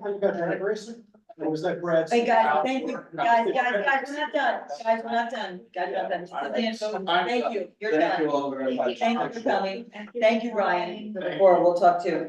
So, we have new business, what? Thank you. Thank you. Heading? Japan tomorrow. Oh, you're the guy online who wants to do this. What? You're the guy online. who wants to I do know, this. thank you. All right, bye. Thank you, Paul. Bye. Alright, anyone with new business? I think we had someone, we have someone already. Patrick, do you wanna, get on and speak? Yes, can you hear me, Leslie? Oh, great. Yes, we hear you. Thank you. Thank you for waiting too. It's been a while. No problem. I'm not sure if my audio or video is working, but maybe it's just the audio here. Let me see. We can. I can continue over. Give me 1 second, Patrick. Okay. No, you're okay. We can hear you. Go ahead, Patrick. No, now you left. Oh, now we can hear you. There he is. All Okay, right. Go ahead. Nice Oh, to see Patrick. everyone. Hi, Leslie. Guys, Patrick is from the High Line. I'm sorry. I didn't write it, and then we put on. Go ahead. Introduce yourself. Good to see everyone. Hi, everyone. I'm Patrick Hazari with the Highline, oversee design and construction. I know I'm not officially on the agenda, but we wanted to share, make an announcement to the committee, certainly in light of the discussion that just was had around the Western Rail Yards rescoping. You know, it's a complex proposal that we're digesting, but one of the things that we wanted to come to the committee and announce is that we will be reopening the Western Rail Yard section of the High Line at the end of April. We believe that community board, these committees need to be able to experience that section of the space since it's been closed for some time. It makes up a fifth of the High Line, 20%, and is directly adjacent to the Western Rail Yards development. And you really can't evaluate the various numbers, the massing, the impact without being able to walk adjacent to the Western Rail Yard. So we are interested in hearing the community's perspective on the plans. It's been helpful to be a part of yesterday's call and today's discussion, and hearing the various perspectives. And I'll just end by saying I did come to this committee around this time last year regarding the rehabilitation plans for the pathway. We are moving ahead with that, but that will be in January of 2025. So this is a way to allow the public to access that space while we gear up for that construction work to happen. Patrick, may I ask you a question? And thank you for coming. I'm sorry it took so long. You said you're just digesting this, obviously. It hasn't been long out, the scope of work from this new proposal for the change of zoning.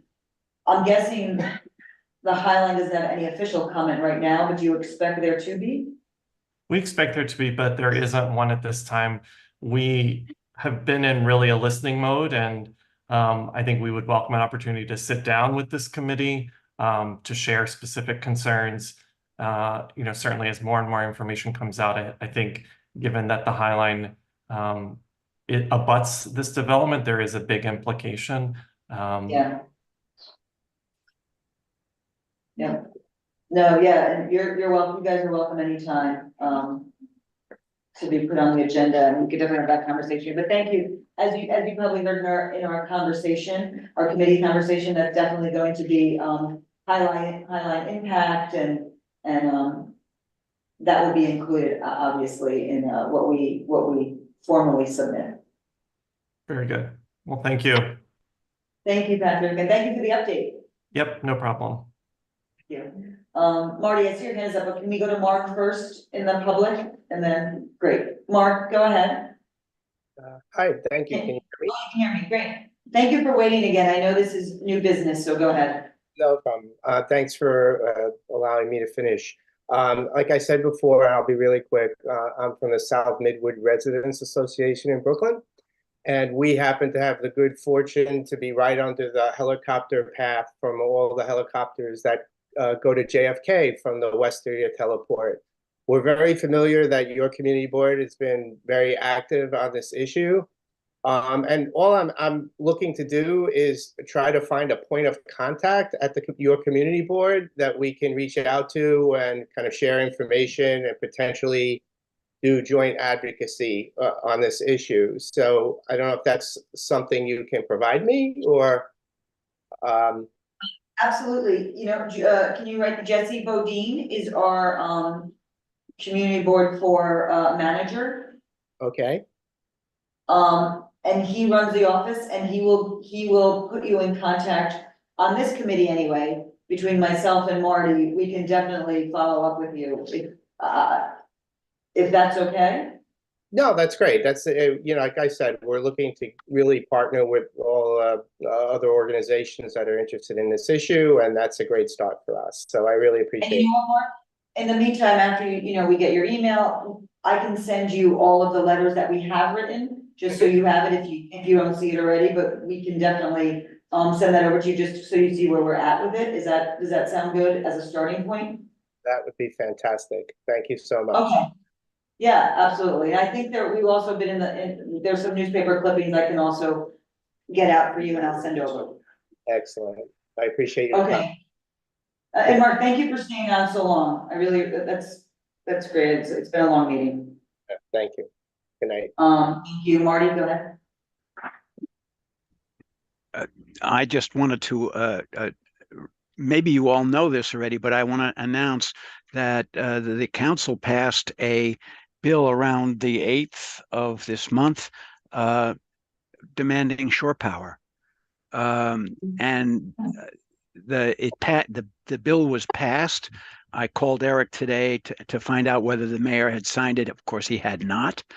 But as Leslie and I said to each other, at least it's a move in the right direction. The council passed a bill demanding shore power. Now, they don't specify how the infrastructure gets set up.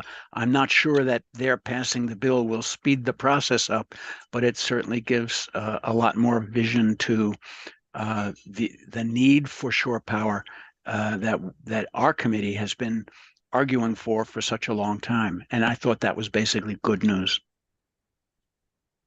It was great, Brad.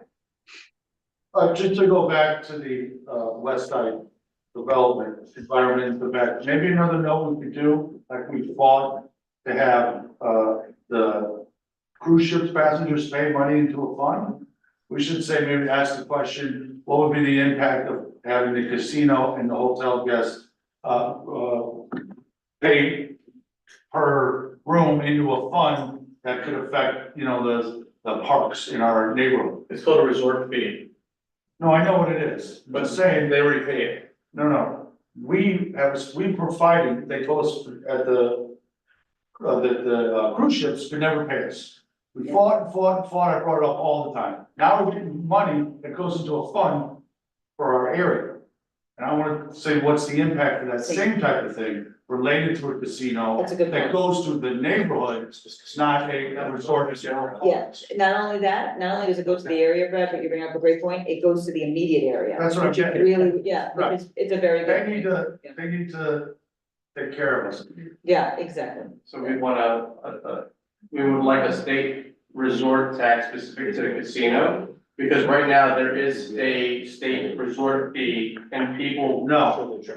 So I think it's a little beyond the environmental scope, but I think you're saying when we get to the point of like, if you. Well, I just said we should study, well, for them, what is the study of the environment, study, because that's how the impact, to have a fund that goes directly to the neighborhood related to its parks and its. So you mean a carbon footprint tax Yes. as opposed to a resort tax? Yeah, I'm not calling it a resort tax, no. It's not, yeah, I wouldn't even call it. And we didn't call that at the cruise ship, we didn't call it a resort. Because it's not even, it doesn't even matter who pays for Called a it. hotel tax. This is a carbon footprint tax as it relates to having a casino resort. Fee, right, a fee, not tax fee. Yeah. Money for the neighborhood, we call it. Correct. It's money for the neighborhood, right? There you go. Quick question for Patrick, since we have you, would you mind, you know what I'm gonna ask, updating the committee on when we can expect 18th Street Plaza to open at 10th Avenue? Oh. Yes, that's a great update. Great thing to talk about, David. Happy to answer that question. So if anyone's walked by the plaza, you're able to look down from the High Line. They've made significant progress on the street level plaza between 17th and 18th Street along 10th Avenue. The plaza itself will have a billboard that will be rebuilt and display artworks that will be curated by the High Line curator. So the timeline for the plaza is we're looking for it to be completed in September. So that would be the plaza portion, but then the staircase that is on the backside of the billboard would lag a little bit behind and be completed in December. We ran into some utilities that weren't on our drawings where the underground vault was to be located. So we're working with DEP and Con Ed to relocate those. So that's why the schedule got broken up a little bit. But so plaza by September and the staircase up to the High Line by the end of the year. So we are excited about that coming back online. Really will change the way that that space looks. And we are also looking to have the scaffolding on the High Line removed likely in April of this year. That was in place due to the towers being built on the west side of the High Line. And as those are wrapping up, we're now able to work with Whitcoff, the developer, to have that removed. So expect an improved experience as you're walking that section of the High Line, and obviously look forward to welcoming everyone to the plaza. Thank you. Patrick, one more thing. I know I've advocated for many times, the billboard should be used on both sides, not just one. Should have art on both sides of it.